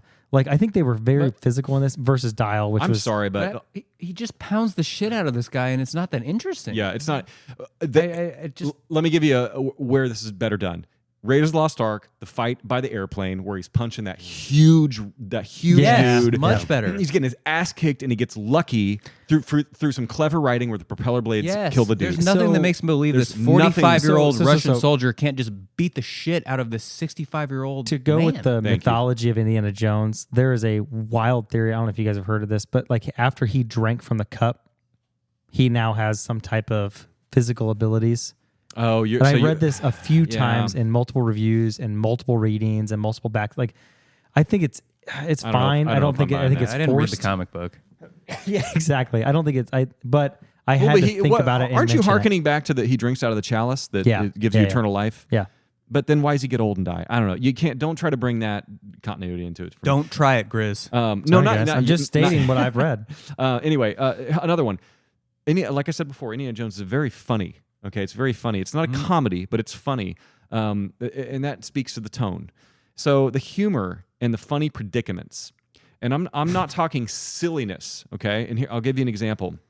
You remember in Last Crusade where they're in the library and he takes that velvet rope kind of thing and he's like banging through the X marks the spot on the floor, and there's the dude who's stamping the books and they keep cutting back and forth. Yes. And Andy's reticently like kind of making the loudest noise in the library possible, while at the same time the guy with a little stamp is like thinking his stamp. Like that's funny. That did not need to be there, but it was hilarious. Yeah. But it wasn't silly and goofy, right? Now here's an example of goofiness from Crystal Skull. When they fall down those 3 big waterfalls, and then all of a sudden they're like wrecked at the end, and Marion's got this wheel in her hand, and she's like in this stupor or this daze, and it was like silly, like. Can I make a quick comment on that waterfall segment? Oh, please. That was so stupid. Ugh. Good Woof. comment. Woof. Good comment. Guys, I can't disagree with you on certain aspects of this, especially the disbelief of certain things. You have to come to terms with. Remember Here's the the thing. sword versus the gun in Raiders? He shoots the guy with the sword That was with the gun. such a great scene. So That is good. an iconic scene. Here's the problem with this one. We've got a lot of that kind of whimsical, crazy. I'm just not having any fun. I'm not having any fun. It's just with silly. this. It's too just silly. Silly. Just Yes. to go ahead and harken back to that amazing scene from that and him shooting that person. Do you guys know the story behind that? Yeah, he was sick. Yeah, so I guess That the is one of the flu. great scenes in fucking cinema. It's and, incredible. And by the way, to our listeners, we won't belabor this here, but go look up, go research that scene and how hot it was in Tunisia when they were filming that, and how Harrison Ford had the shits and he was puking, and he still went out and filmed and had the idea to do that. So that's a really cool story. Real quick, a couple more here. Another thing so we've had archaeology framed in good versus evil, volatile love interest, very relatable and human hero, humor and funny predicaments. The fifth element to me that gives Indiana Jones what it is memorable and eccentric combinations of villains. So think back to Raiders. You've got Belloc, Taut, and Dietrich. I didn't know the two of those three names, but the three guys basically at the end who open up the Ark, one of them explodes, one of their face melts, and the other one implodes or something, right? Those three dudes, they're all kind of different villains. They're formidable. They're unique. Think about Last Crusade. You've got Donovan, who sort of is like the rich guy, but then he turns on him. You've got the Nazi general guy, Vogel. You got Elsa. She turns out to be a villain. You've got these like combinations of really memorable and unique villains. So I think that is what makes... I'm not speaking to Temple of Doom as much because I don't like the movie as much. But I think that Indiana Jones has that. Question, does Crystal Skull have that with Cate Blanchett and that Russian dude? I give the villains in this movie an F. I thought Cate Blanchett couldn't even maintain the Russian accent for the movie. I mean, and I thought her character was super boring, super one-sided, nothing interesting. The other Russian guy, I mean, he literally was just the guy from Die Hard, the helper, the kind of second in command, the blonde guy. The blonde He guy. was just that guy. Yep. And we're also going to go into how this movie actually stole from Die Hard. Ooh, we're I going to can't talk wait. about Oh, this shoot. in the slow burn So segment. it stole from The Mummy and Die Hard. Yeah, and this movie was just a thief, Yeah. and a liar. I can't wait. Quick thoughts on the villains? I mean, they weren't strong. I just think they were there to fill a void of we need a Russian/Nazi villain to fill in space. I mean, for an Oscar-worthy actress like Blanchett, like what happened? That's tough. What did you rate this movie again? 84. I think it's tough because I do rate Hey, movies on Grizz, how enjoyable it was for me. You're doing a really good job at actually honestly talking about this movie and not Yeah. just defensively Yeah. defending your agree. score. Yeah. So It's just, yeah, I don't know. I'm biased But because also, the whole what the fuck alien did you rate this historical. I know, 84, dude. I loved it. I think it was fun. I don't know. Okay, number 6. To me, Indiana Jones is 2 parts adventure, 1 part action, not the other way around. Ooh, I agree with that definitely. And this thank movie you. fucked up that balance. Thank you. Okay, you answered it. Yeah. Grizz, thoughts? You said 2 parts. Yeah, exploring Explore. temples, tunnels, caves, libraries, sewers, exotic locations, globetrotting. These are adventurous things. Car chases are action. Yeah. Crystal Skull, how does that rank? 2 parts action, 1 part adventure. I think maybe. Yeah, I don't know if I can't disagree with that, but I also just enjoyed it. I don't know. I mean, it's just a globe-trotting And adventure. remember, even if you were to answer 1 out of 10 on all 8 of these Yeah. elements, it doesn't mean it's a bad movie. To me, Brian's Yeah. Corner tonight is about it's not a good Indiana Jones movie. Erstwhile, we talk about why it's not a good movie. So this is just the Indiana Jones-ness of it. Okay. Number 7. This is a quick one. Gross outs and creepy things. That's a real part of Indiana Jones. Snakes, rats, spiders. Creatures, creepy things. Do you guys think of those things when you think of Indiana Jones? And how did this movie rank there? Did you say erstwhile? I think I've been watching too much Fargo. So I mean, I Probably thought the ant scene was fun as hell, just because it just looked horrifying to be Ugh. eaten alive by ants. Hated that scene. That was I don't by know. these CGI fucking totally It was fake, CGI, but it ridiculous was ants. it was definitely done better than most of the CGI in this film. were there so I'll other give it a little credit. were there any other creepy There was Creepy the snake crawler thing moments. where The he snake, like, like, was the snake. okay, wall. pulls the snake out of, with the quicksand or whatever that He's was. like, call it a rope. He seemed like a little bitch when he was talking. He's like, call it a rope. And I was like, what are you talking about? Just fucking be a man and well, grab it. remember he hates snakes. I know he hates snakes. We've heard that. It was just, But unique. Like I just watched Temple of Doom, and I know I don't give that movie a lot of credit, but remember when Kate creepy Capshaw, crawler. when Willie, she's trying to save them from the spike room, and she has to reach her hand into yeah, that yeah, opening. yeah. That's and you great. see the different There you go. tarantulas Temple and of Doom is scorpions not that in there. bad. Yeah. It's not that Yeah. bad. It's fucking, not. It's fucking Citizen Kane compared to this. What movie. did you both? What do you guys both rate that movie? Temple of Doom? Yeah, out of Temple of 100. Doom, it's like a 58 for me. Oh, Okay. I give it higher than that. Oh wow. Okay, Yeah, I I have give it not like watched it in so 75. long. I need to check it out. It's Yeah. a 58 because of the pacing, and because there's a lot of things I like about it. It just doesn't do anything special. But it was a thematically for prequel, me. right? Isn't that correct? It happened think so. before Was it a Raiders. prequel? Was Yes. that right? You I could don't be right know. about. I don't know the answer to that. That's what I always thought was weird about Indiana Jones was that movie happened before Raiders. I'll tell you the fucking metal like scene with the temple with the guy with the heart and the chanting Yeah. that scene. That's just like I want to play Love it. Doom and I want to have that movie on in the background and just feel like a boss. The chanting, yeah. All right, number 8, the last one. To me, this is a big part of Indiana Jones: practical effects, and top-notch stunt work, not CGI backgrounds and choreographed sword fights. For instance, Last Crusade, there was a real cliff that they were driving towards after the tank scene, one of the best action sequences of all time, that they think Indiana Jones falls down, right? They go on location. They shoot it at this cliff, right? Crystal Skull, there was a huge cliff, just CGI. Little difference there. So Yeah, I thought I give this movie an F- for the. I thought the. I like how he's not going anywhere near the 10 rating. He's just giving it a letter grade. I thought the CGI in this movie was terrible. We're going to talk about that more in the next Okay. segment for sure. do you agree though that stunt work and practical effects is sort of a part, like the ball rolling down in Temple of Doom or I don't know. Raiders I think and stuff? this still gave me an 8 out of 10 for the physical comedy and the physical action of Harrison Ford himself. I love how they just covered themselves in blood and bruises throughout this. But I have to agree, the CG was just so brutal. But the physical effects and the practical effects were great. They were easily on par, 10 out of 10 with the rest of the films. Okay. And I Okay. think it's Fair hard enough. for me. The hard part is like the division, like I said earlier, is you have these practical effects and you have this great physical comedy, and then it goes straight to a CG backdrop and CG scenes and the ants and all these things and the monkeys and all that bullshit.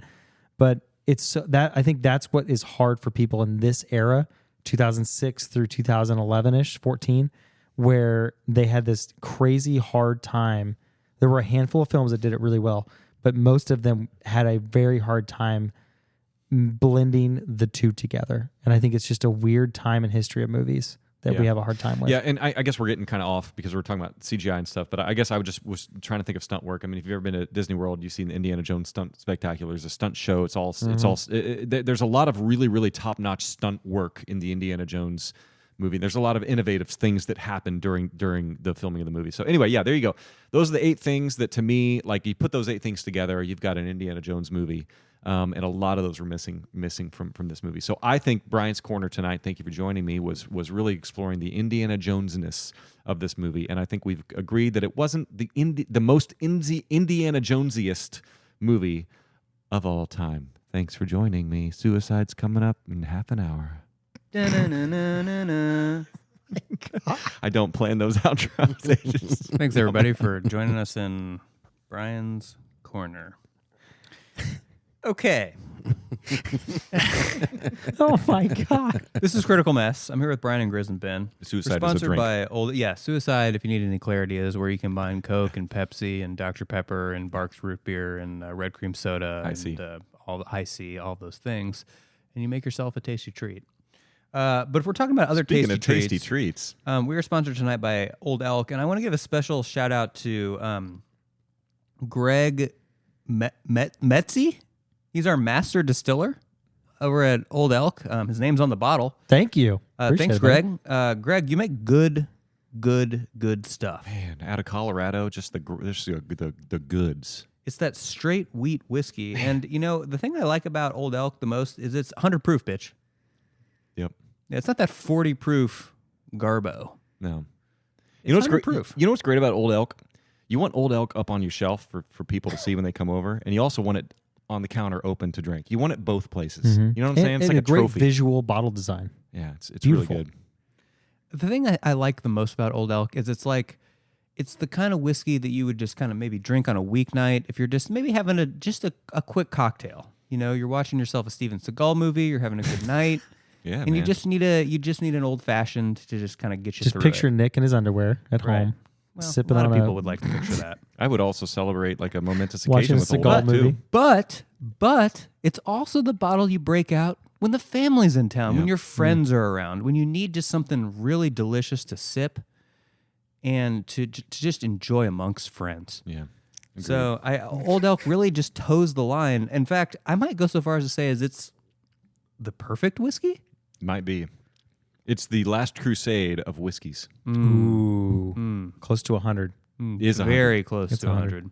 Well, there are a couple other varieties for us to try. So I Yeah. assume one of them is going to hit that 100 out of 100. We're gonna try the weeded. We're gonna. You got try to think in the rye. future. You got to think there's always going to be better. You know. Yeah. Well, straight weak. Oh my gosh. Ben? Straight strong. Producer Ben, cut that. I got you. Straight strong. Yeah, I think this straight wheat whiskey is really the best I've ever had. We'll leave it Say there. whatever you want me to say. Old Elk. Okay. We'll leave it there. So anyway, we like you. All right, you're listening to Critical Mess. I'm here with Brian, Grizz, and Ben, and it's a really special time right now because it's our Christmas episode. We're having fun, and we finally made it to the best segment of the entire series of Critical Mess, and it's really and as I usually say, most people just kind of just skip over all that other shit. They just kind of usually go kind of right to this. We should just time code stamp this. Yeah, we should. Right?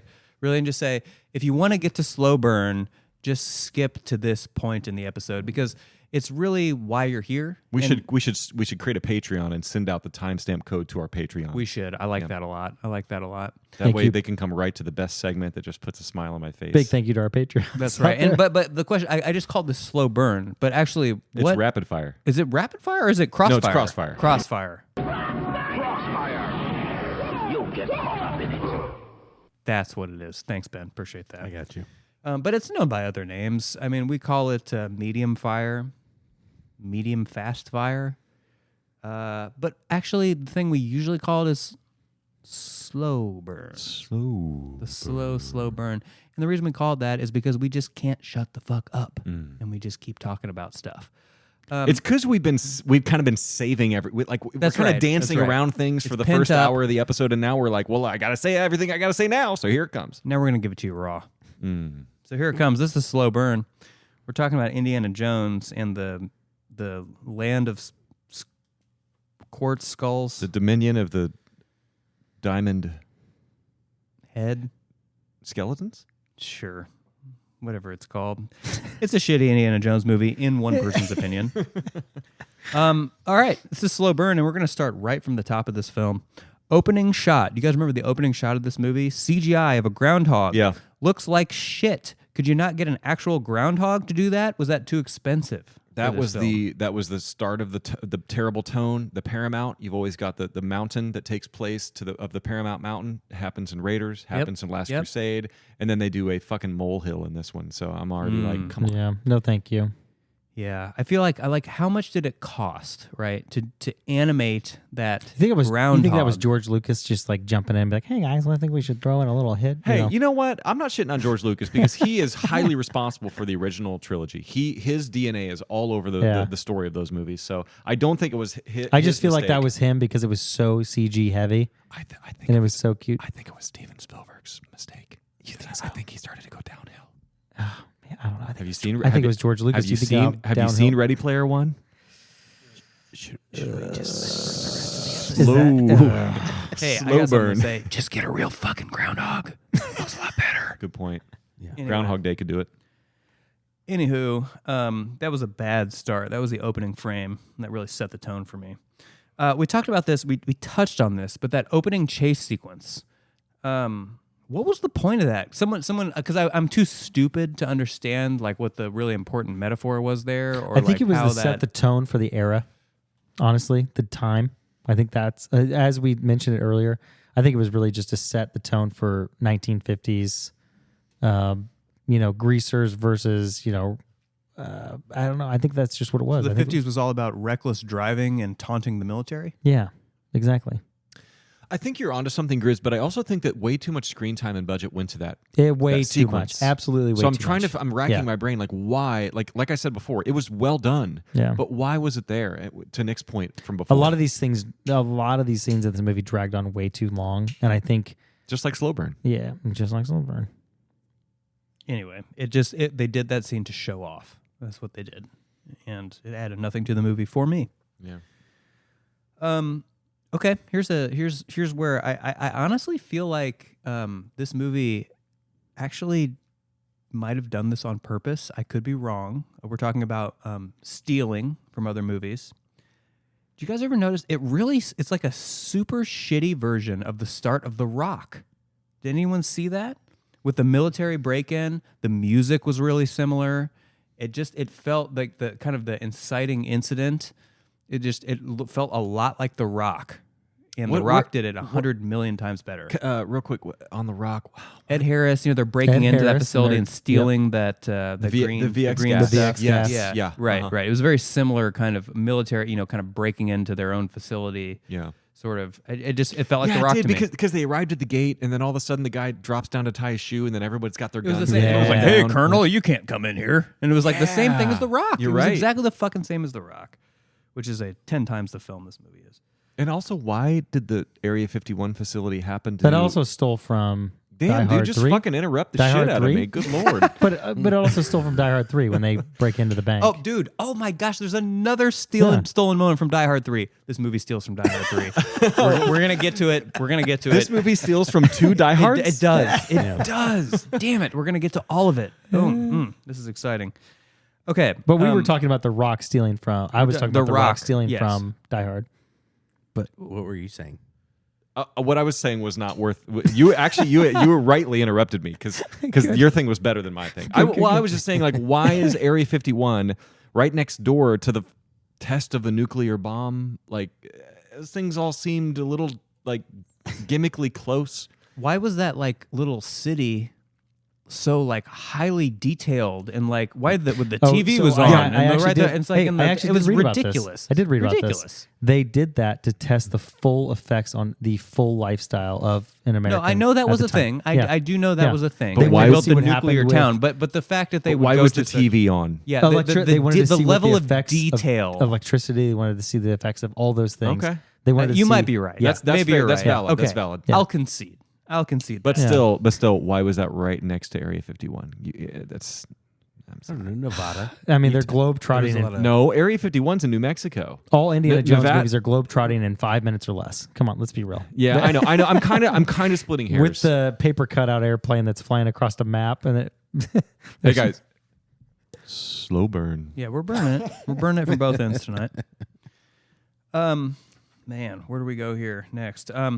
I just a general note about the dialogue. I thought the dialogue was very bad, very George Lucas, very stilted. I didn't think it came off kind of like a play, not like a movie. And there was a little bit of that in the original trilogy. I get that, but this movie kind of took it to a different level, and I felt it just took me right out of it. I thought the dialogue was really bad. Dialogue in the original trilogy was much better here, and here's one example of terrible dialogue. Right after Marion drives their boat car 60 miles an hour off a cliff into a tree that she saw earlier. that lands somehow perfectly in the water to where they're all safe and have escaped harm completely. Indy goes, "Don't ever do that again." Oh Yeah. my gosh, I hated that line. and so she much. goes, "Yes, dear." Yeah, Oh. the And I was like, disbelief. Fuck, that's terrible. Yeah, it's Ooh. bad. That I got- like that- how in the second watch or recent watch of this, and like watching her drive to the edge of the cliff and seeing the tree earlier in the film or earlier in the scene, to be like, oh yeah, I think that could catch my car. Wait, there's a setup and a payoff to that? It's insane. There- Yes, so she actually sees the slides tree? the car. She slides the car to the edge of the thing, and she sees the tree, and you see it in full glory. And she looks at it, smiles, and then they drive around the corner. They finish the scene, and then she later drives off to that same tree. Oh my God, that's news to me. I And I'm could sorry, not but that is believe way it. too esoteric for me to have ever noticed. It was way too much. I mean, Those are called ducks, by the way. I have actually driven in them. I know. I'm not making fun of the boat car. I just was trying to hearken our memories back to what they were Yes, in. yeah, I'm yeah. not making fun of that car. Yeah. I'm just blown away that they actually had a setup for that. So, Yeah, it was okay, insanity. good job. I did not catch it ever. It was, yeah. I guess the movie was surprisingly nuanced at that moment. Yeah. So I thought that whole, I thought the kind of the first third of the movie was probably the best part, but still definitely sucked. The whole gunpowder magnet thing, I thought was really dumb. It was just a really dumb idea. Kind of how he asked for the bullets and the gunpowder to lead him to the that was just stupid. Skull. It was just stupid. I don't know. That's a small thing, but Did the skull lose magnetism? oh, that's the thing. It was That is selectively Right. magnetic. It was like sometimes it was really magnetic. Yeah. And sometimes it didn't matter. That was Sometimes you would have disconnected. metal buttons on your uniform that didn't matter at all when you were right next to it. Sometimes there was a I coin think across the room. I think looking back at it, it's hard to be like, oh, sometimes it magnetized. But like when you're in the movie, it was so fast paced and on to the next thing and on to the next thing and on to the next thing. You don't pay attention to any of that stuff. You're just along for the ride. I did. think. It was selective magnetism, and I didn't like it. Yep.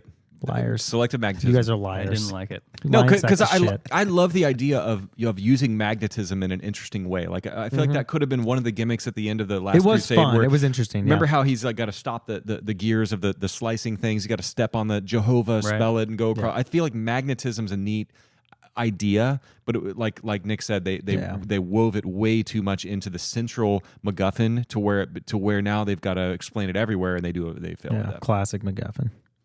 So kind of in that same sequence, so there's just a guy standing next to Indiana Jones that just has a whip that he can just take and then just start whipping people with it. When does he do that? Right in that sequence where they're right after the magnetism, he tosses the gunpowder into the air, yeah. and then they find the box. Oh, and that's there's kind of that standoff. So he does Right. use a whip, He but does use a but whip. it's not He his just- whip. No, it's some It's a dude just has dude's a whip. whip on Oh, his really? shoulder. He's just got a whip. Or I mean, did he, I don't know. No, He's no, just got a no. whip. He stole it. He took it from Indy when they confiscated him. Oh, so it was his own whip that he took. It was his back. own whip. That makes it like 3% better. You're welcome. And can I mention He's just holding on to the whip. He's just got it around his shoulder, so he can and he's just happening to stand right next to him, so he can just grab it off him and start whipping the shit out of everybody. It's just like, that's cool. That's convenient. do you guys Jeez, remember? way to complain about Indiana Jones with a whip. But it's like just give him the whip in a more natural way. Like why is a dude just standing next to him with a whip on his shoulder? Like But just fuck also off. doesn't use it the rest of the movie. Like And he I doesn't. did. You're right. I actually did. I thought that looked fairly good for a. I couldn't tell if it was CG or not, but it looked good where he grabbed the whip and he ran off the boxes and he grabbed the light and swung onto the back of the truck. But I think he misses the back of the truck and falls anyway. Well, he's Oh, 65. Ben. Yeah, we were talking about this. Remember, because you were like, he doesn't use a whip, and I was like, oh yeah, he swings off the light. But you're right, he uses the whip, Yeah. and that actually, I laughed at that. Yeah. That was a funny moment where he almost got gets there and he just went falls, back and he yeah. goes, man, I thought that was closer. But then but then those two guys are next to him and they're just looking at him, and he says his line, Yeah. with the two dudes just staring at him, and then he like elbows them both with no fight, and they Yeah, both go guys, out the I gotta car. admit, like some of the one-liners, the timing was god awful. You down to an 82? No, I'm still at an 84. You're so stubborn. But Can I mention a scene in that warehouse? It's part of my rapid fire, Nick. Do you remember the scene where they all? Let's see. He's got the gun and he's aiming it at the bad guys or whatever, and so does his friend. Right? They both are aiming their guns, and everyone's aiming their guns at him, and then they all lower their guns, and then you see them raise their guns back up, and then it kind of pan over, and you see his friend has double crossed him. Right? So now we're in this situation where Mac, what a Indy dick. has 1,000 guns. Well, sorry, not 1,000. 20 guns aimed directly at him in close quarters. They tell him to drop his gun. He drops his gun. It errantly shoots a bullet into the foot of a guy. Okay, keep in mind, there's 20 guns aimed right at Indiana. He drops his gun. A bullet flies. Now all of a sudden, mayhem takes place, and he just runs away from these guns and these bullets. Yeah, he just runs away. It's just good writing. Oh, it's so good. It's the best writing, Nick. yeah, 10 out of 10. Fucking horrible. Best writing. Fucking hate this movie. You're really backing up that 9. Good job, man. Yeah, Because yeah, thank a you. 9 needs to be backed up. It does. Let's touch on that a little bit more. His friend, what's his name? Mac Truck. Mac. Yeah. Yeah. That all made no sense. Like him double crossing him at that moment. Like it didn't make any sense at all. Like why he would have waited all that situation to then double cross him at that moment. And then he like triple cross. That was the stupidest character. The character just added nothing. It's because they felt like they had to add a double crosser in, because that didn't deserve to be a part of my main 8 elements of Indiana Jones. But double crossing is a minor element of Indiana Jones. You've got Elsa. super forced. Yeah, here. and so they felt like they had to put it in there, and so then they pigeonholed it in. I Yeah, think that's with the answer. double cross or whatever. Yeah. All right, guys, I'll go ahead and lower my score. You ready? Ooh. 55? not out of just pure enjoyment I had for this film and love for it, but just because of the ongoing issues that we're just blaringly gonna nitpick at. 74 from an 84. Wow. Grizz, Look you're at welcome. that. Grizz, you Merry are Christmas, you filthy animals. Grizz. When I give your eulogy, the first word I'm going to say is humble. You know what? Just because you did that, Grizz. You going up? I'm gonna lower my score to an 8. You piece of shit. I'm at an 8. Gives him an olive branch and he gives him a rattlesnake back. Oh man! There you go. All right, I'm now at an 8. And where I'm at's irrelevant because. So Wow. okay, let's talk a little bit more about how this movie stole from Die Hard. Okay, the bad guy, the Russian colonel or whatever, was the long blonde haired gentleman from Die Hard. He literally fights him with a big chain, like at the end of Die Hard. He literally strings him up and wraps it around his neck, like Die Hard. Oh yeah. And he's literally hanging there being taunted by the Russian guy, just like fucking Die Hard. It's like the same scene. It's almost like Shameless how badly they just ripped off that scene from Die Hard. And I will not even buy for 1 second they didn't just steal that. I'm sorry. Yeah, I'm either gonna watch Indy 3 or Die Hard 3 right after we finish recording. There's not really a right answer there. I Yeah, know. those are both good. Nick, I think that what makes that so heinous is that the kind of, I don't know, essence of that character is so, it's not that he has long blonde hair. He doesn't look like the guy from Die Hard, but he's the second in command muscle. Exactly. Second in command foreign thug. Second in command foreign thug muscle. He's the Yep. big dude, right? Doesn't say a lot. And so for that character to then chain somebody up the same way, that's what makes it. Exact That's same what, way. And that's even the what way does he's it. like whipping the chain, man. Yeah. It's just like fucking Die Hard. It's shameless. It's shameless. Can we get a Die Hard sound effect? Because I feel like there's been a lot of Die Hards. I think we need one. And I we feel like need to- with the Matrix, we need some Yeah. Die Hard. Okay, I all right. agree. Well, let's work on it. Yeah. Yippee-ki-yay, motherfucker. Grizz, work on your. I gotta find a movie that I'm really in Hey, love don't force with it. that- yeah. It's Interstellar right now, but don't force it. We'll figure something out for you. I am wearing the Interstellar. Oh, I was wearing the Interstellar watch. You switched All it right. out. We're going to keep moving. I'm going to keep shitting on this movie. What was the point of that rocket sled? They just like blasted them, like once again, the character stolen from Die Hard and Harrison Ford just like blasted them along this track out into the it made I don't what care. was the point of the that? end scene of that, of him physically falling off of it as they're fucking just like out of it. But it's I like they thought it was constructed awesome. this whole thing Just to just get to that to moment. get Indy away from the bad guys, I guess. I don't know. It It was made weird. zero sense. Like, Yeah. can you just give me like even just a tiny explanation as to why they would have some rocket sled Yeah, on this a track? this movie was 2 hours plus long. They could have made it way shorter. Might I offer my answer to that? I would love to hear it. Raiders, the classic face melt, face imploding, exploding scene of the Ark. Okay. Yep. Last Crusade, Donovan time lapse disintegrating into the skeleton. Right. You've got body gross out horror. Right.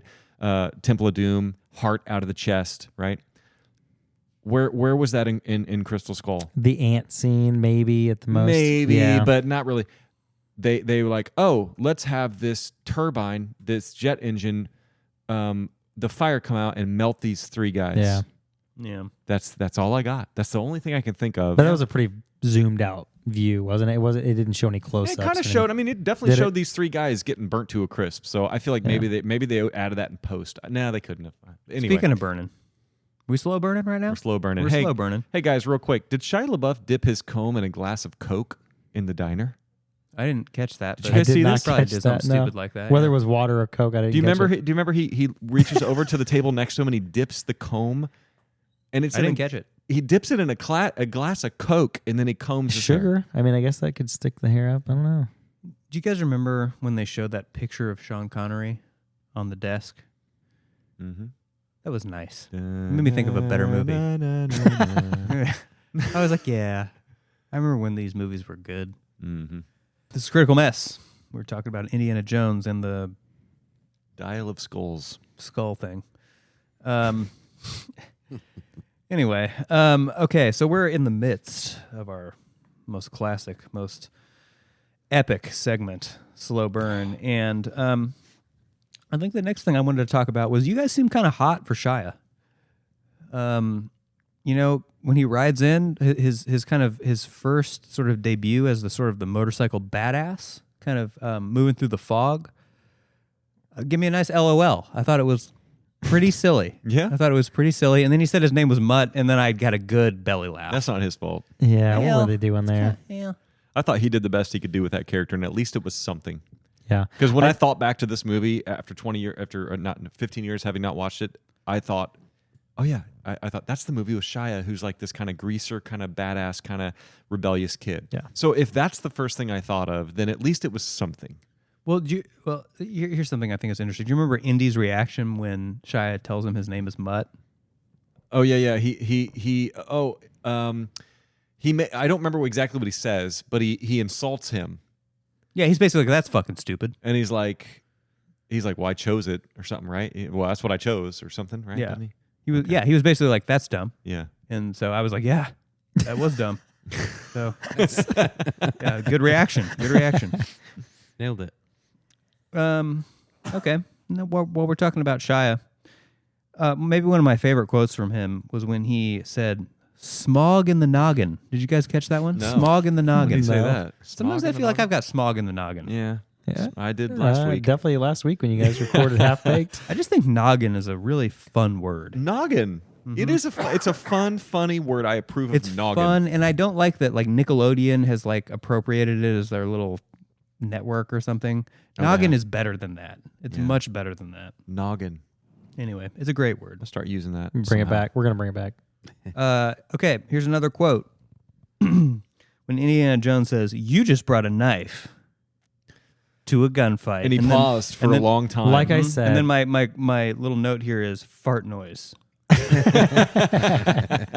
like I said, the dialogue in this, it was fine. It was good. It was fun.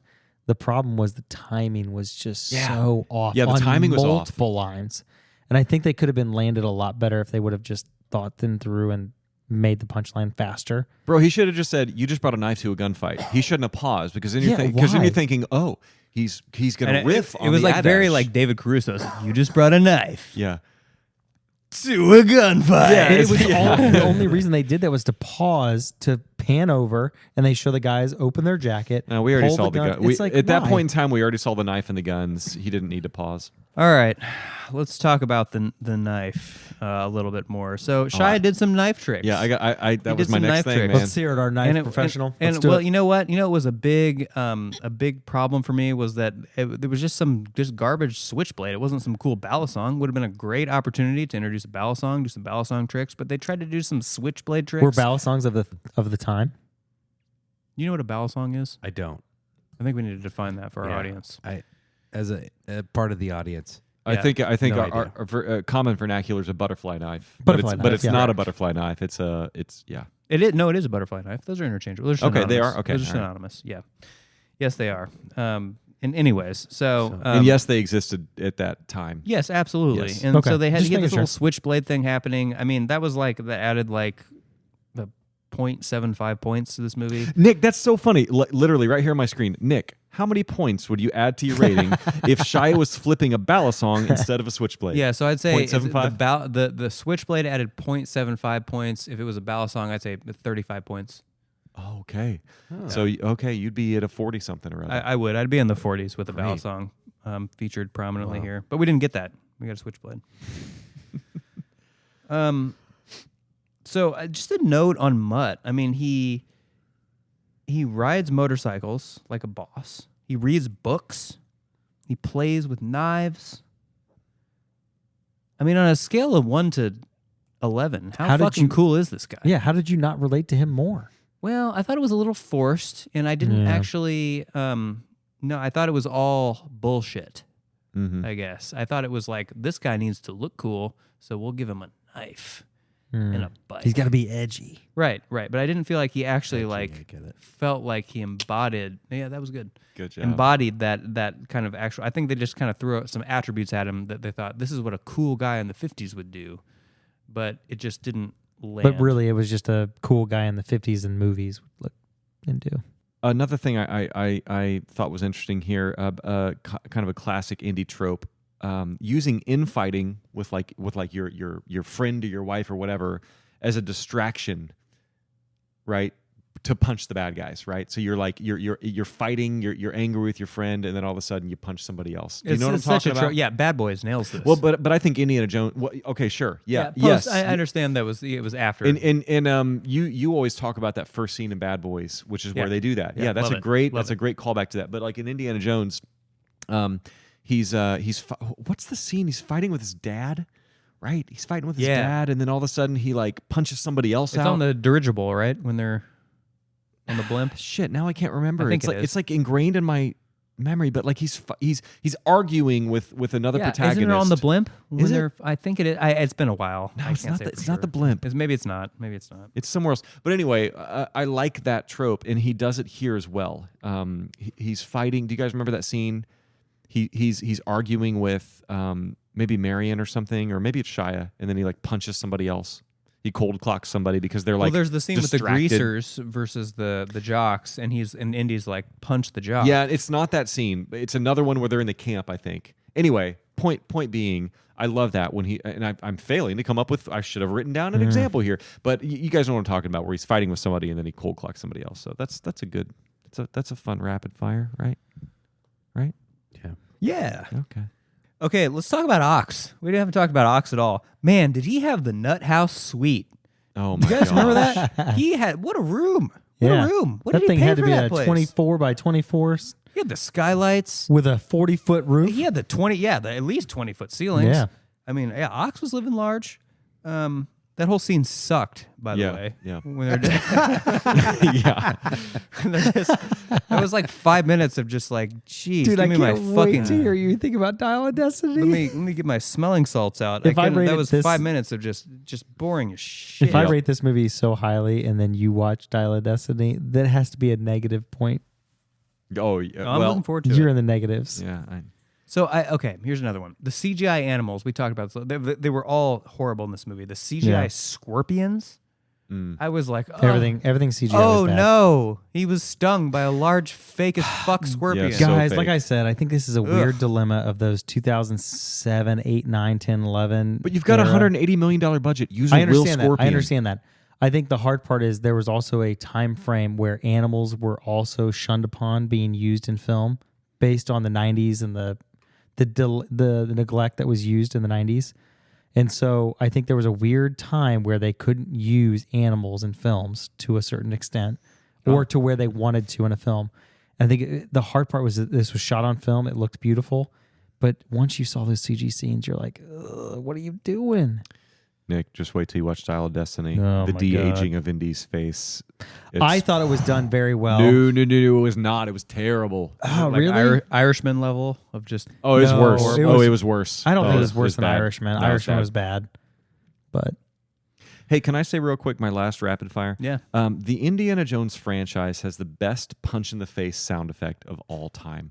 When someone gets punched in the face, like a combination of like dropping a kettlebell and like a branch breaking in half. Brian, Yeah. give us the best sound I effect agree. of punching in the face from this film. Go. No, I thought it was really good. It was it's kind of like the Lars from Metallica, the snare drum. Oh, You know, yeah. so I can't just it's pop. iconic. It's just a pop. It's like when Yeah. you hear that, you think Indiana Jones. And- Somebody well, just I got. think- I'm with you on that. Yeah. I'm I totally think with less you on of that, and I think more of the Wilhelm scream. Oh, yeah, this movie Which had a was Wilhelm used scream. where? Sure. The guy holding the books in the library. Yeah. As they were riding up on the motorcycle. on Yep, him. I was watching. Yeah. We're talking about Indiana Jones and the Quartz Skull. The tomb scenes, they just wouldn't end, guys. They wouldn't end.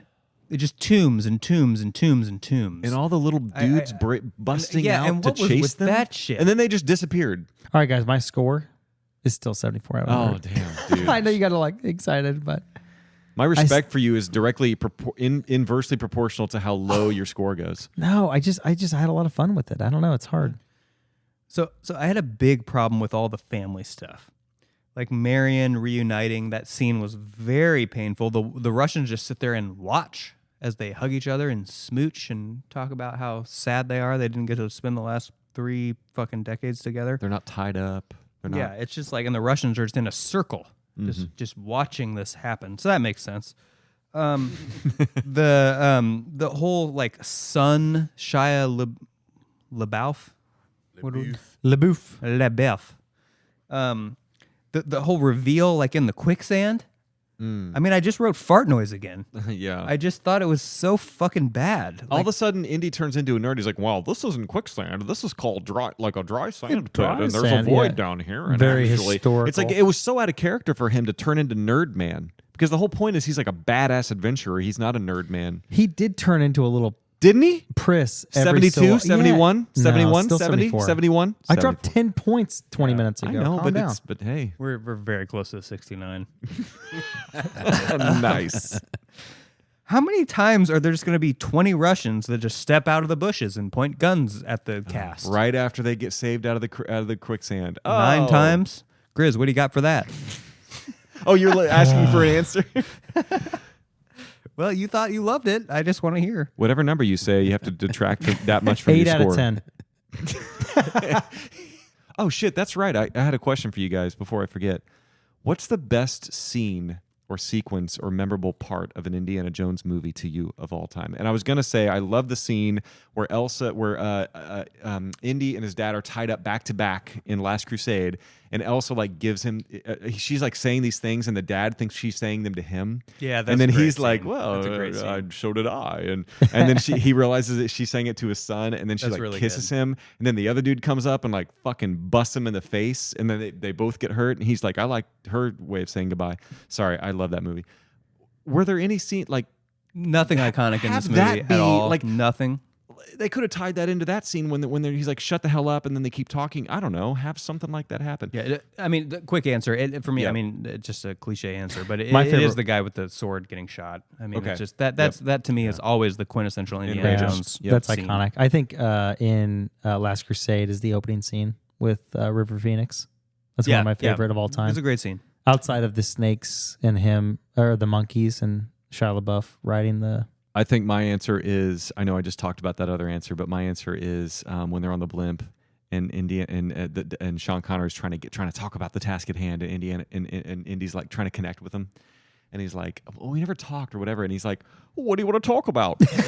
and he's like, "What do you want to talk about?" He's just kind of sitting there, and he's like, "I can't think of anything." Oh man, He's like, "Well, what are you complaining about?" And when he says he's just like staring at him like an owl. Like, oh man, that scene is just gets me every time. oof. All right, slow burn. That's what we're doing here. Okay, You have more? guys. We've got so much This more. is the slowest burn. Oh god, guys, we're gonna burn it for Slow another few hours. Can I ask my last one? Yeah, go. Who had the better fake Russian accent?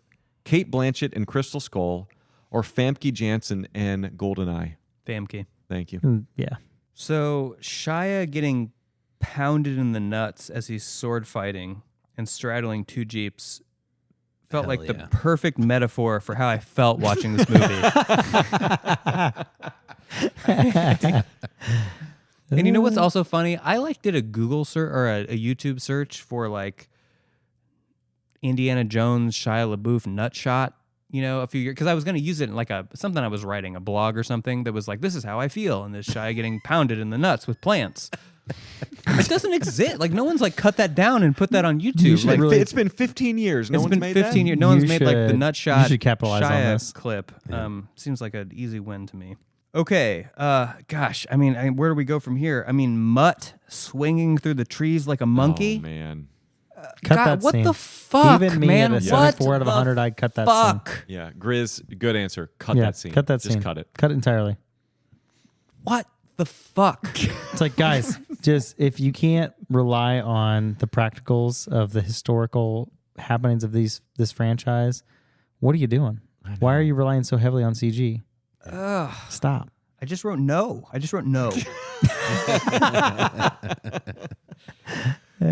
Okay. Can we auction off your pages of notes to our Patreon? for posterity? Yeah. In 100 years, these will be worth billions. Because I'm looking over at them and I can't quite read them from this distance, but they look like a Well, great time. I can't quite read them from this distance. It's the funny thing. We already talked about the ant attack a little bit. I thought it was really bad. It went on too long. Okay, so and the ants were like fucking fist-sized ants, and then they get squeezed and they pop, and then the crystal skull's like special power is stopping ants. Is that its special power? Is that what it was like? It had meant? like a weird radiance to it that I don't know. It was strange, but Well, it kept was kept selective. it kept away danger, both the ants and the natives from the actual temple itself. That also retracted them away from people. And I just think from a storytelling perspective, like you've already exposited that this thing can clear a perimeter, Yeah. right?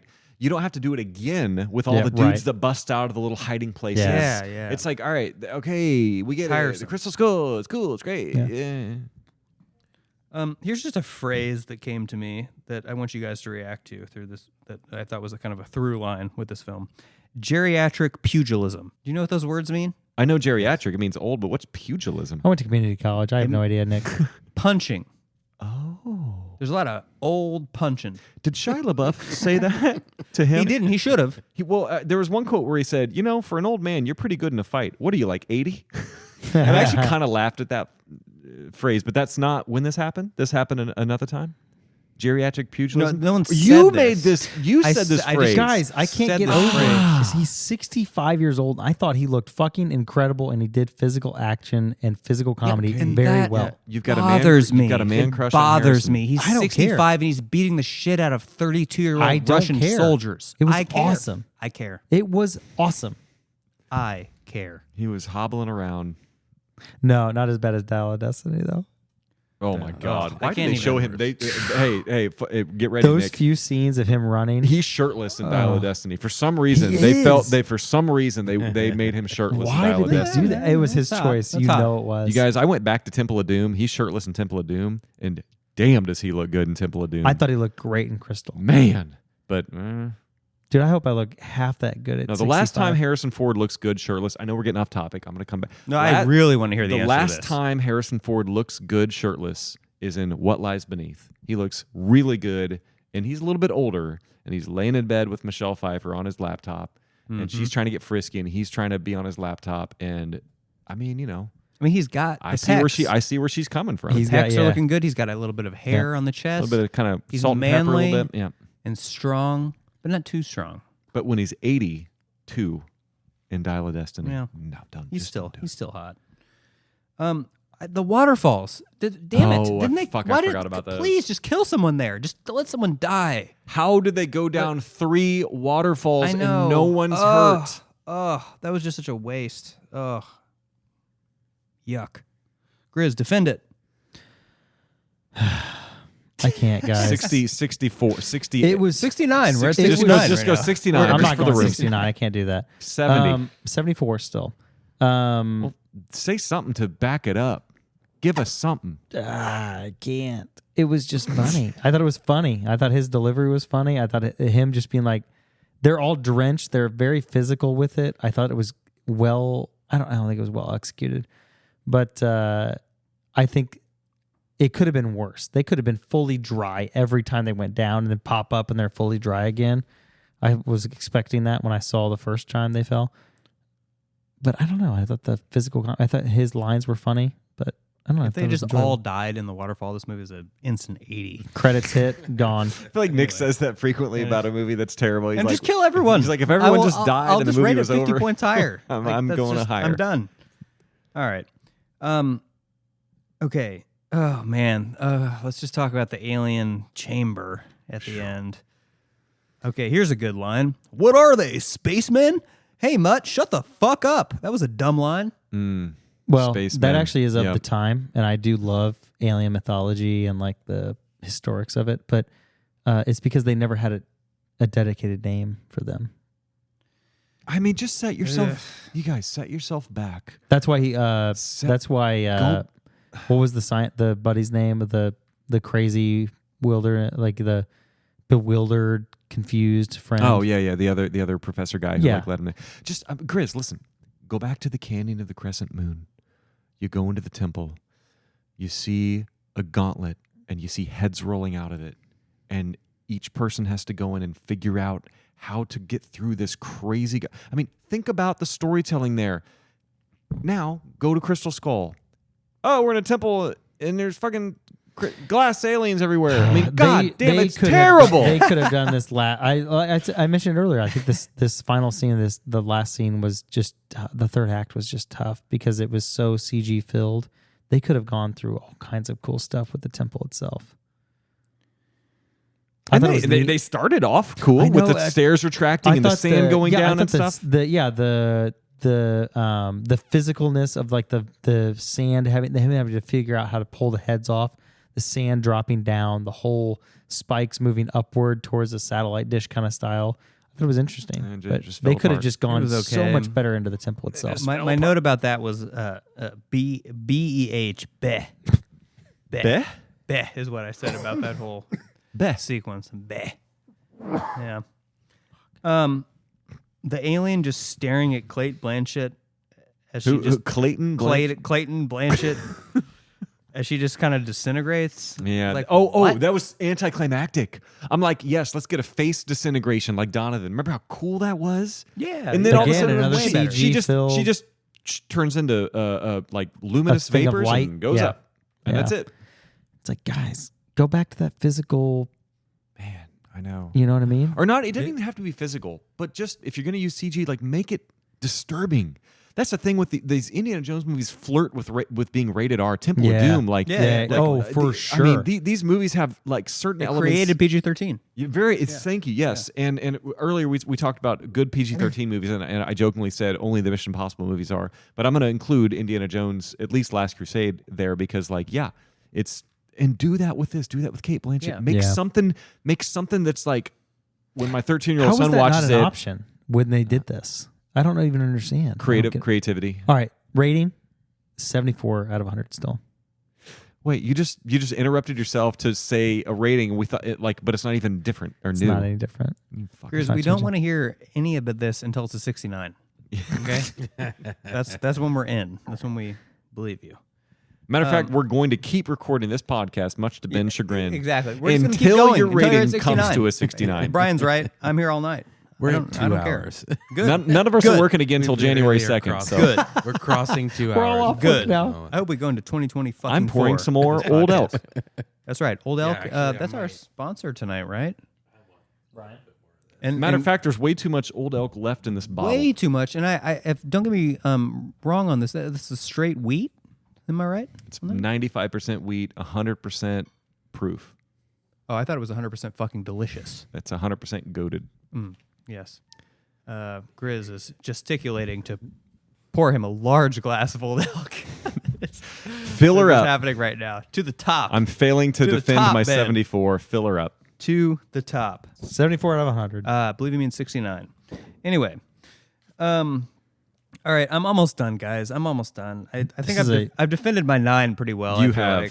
like. But okay, the stupid fucking marriage at the end with zero twist. There's zero twist in the last 5 to 10 minutes of this movie. Nothing. That's like a staple of just like screenwriting. Have a twist at the end of the movie. This movie does not have one. There's a hat that blows in and lands at Shia's feet. Oh my God. That worked out pretty well. Was that the twist? I'm sorry, Nick, but I can't abide. I can't abide abide a Indiana Jones's hat flying in through double doors at a marriage and landing at his feet. I can't. It's just too much. You couldn't believe that? No, I wrote that down. I just can't. I can't abide the hat at the end. It was It's just got magical powers. Fantastical. I'll tell you how you Science fucking. fiction. Let me tell you how when It's that thing hat of science fiction. Let me tell you when that hat is used the best in the entire trilogy. It's when fucking young Indiana gets across the Coronado, takes it to his dad. His dad's like, count to 20 in Greek. And he's like out there. And then the dude comes and he finds him and he's like, you lost today, son, but that doesn't mean you have to like it. And he puts the hat on his head. And that's when he looks down and then it cuts to he's on the Coronado ship.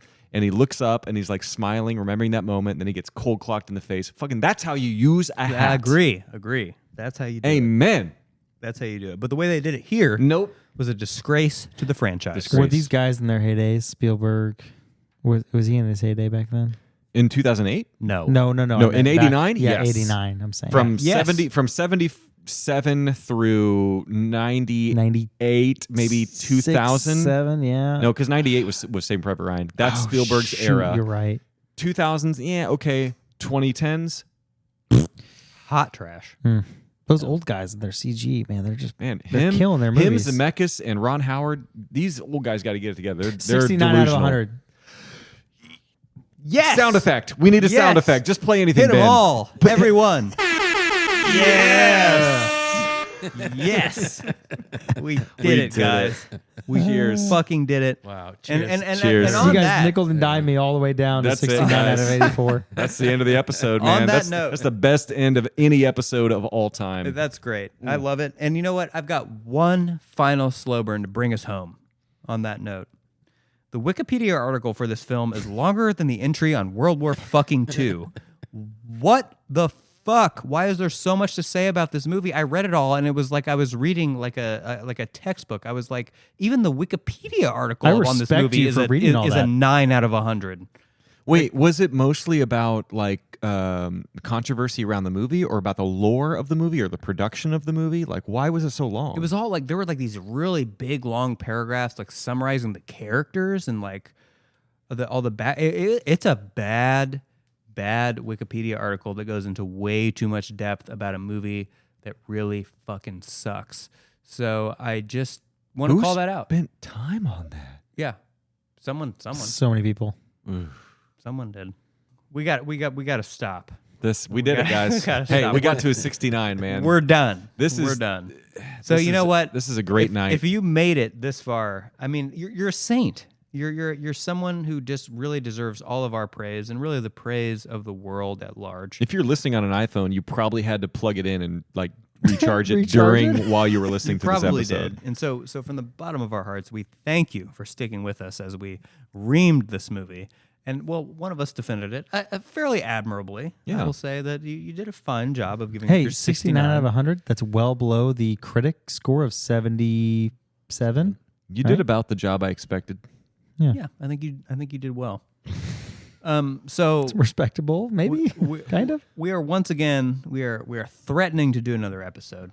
We'll do it, And motherfuckers. we're going to do a movie that I don't even know what it is. I've never even heard of it, but it's new. It's hot. It's out. It just came out. It just literally came out. just came out last week. It's on Netflix. I think all the kids are talking about it, right?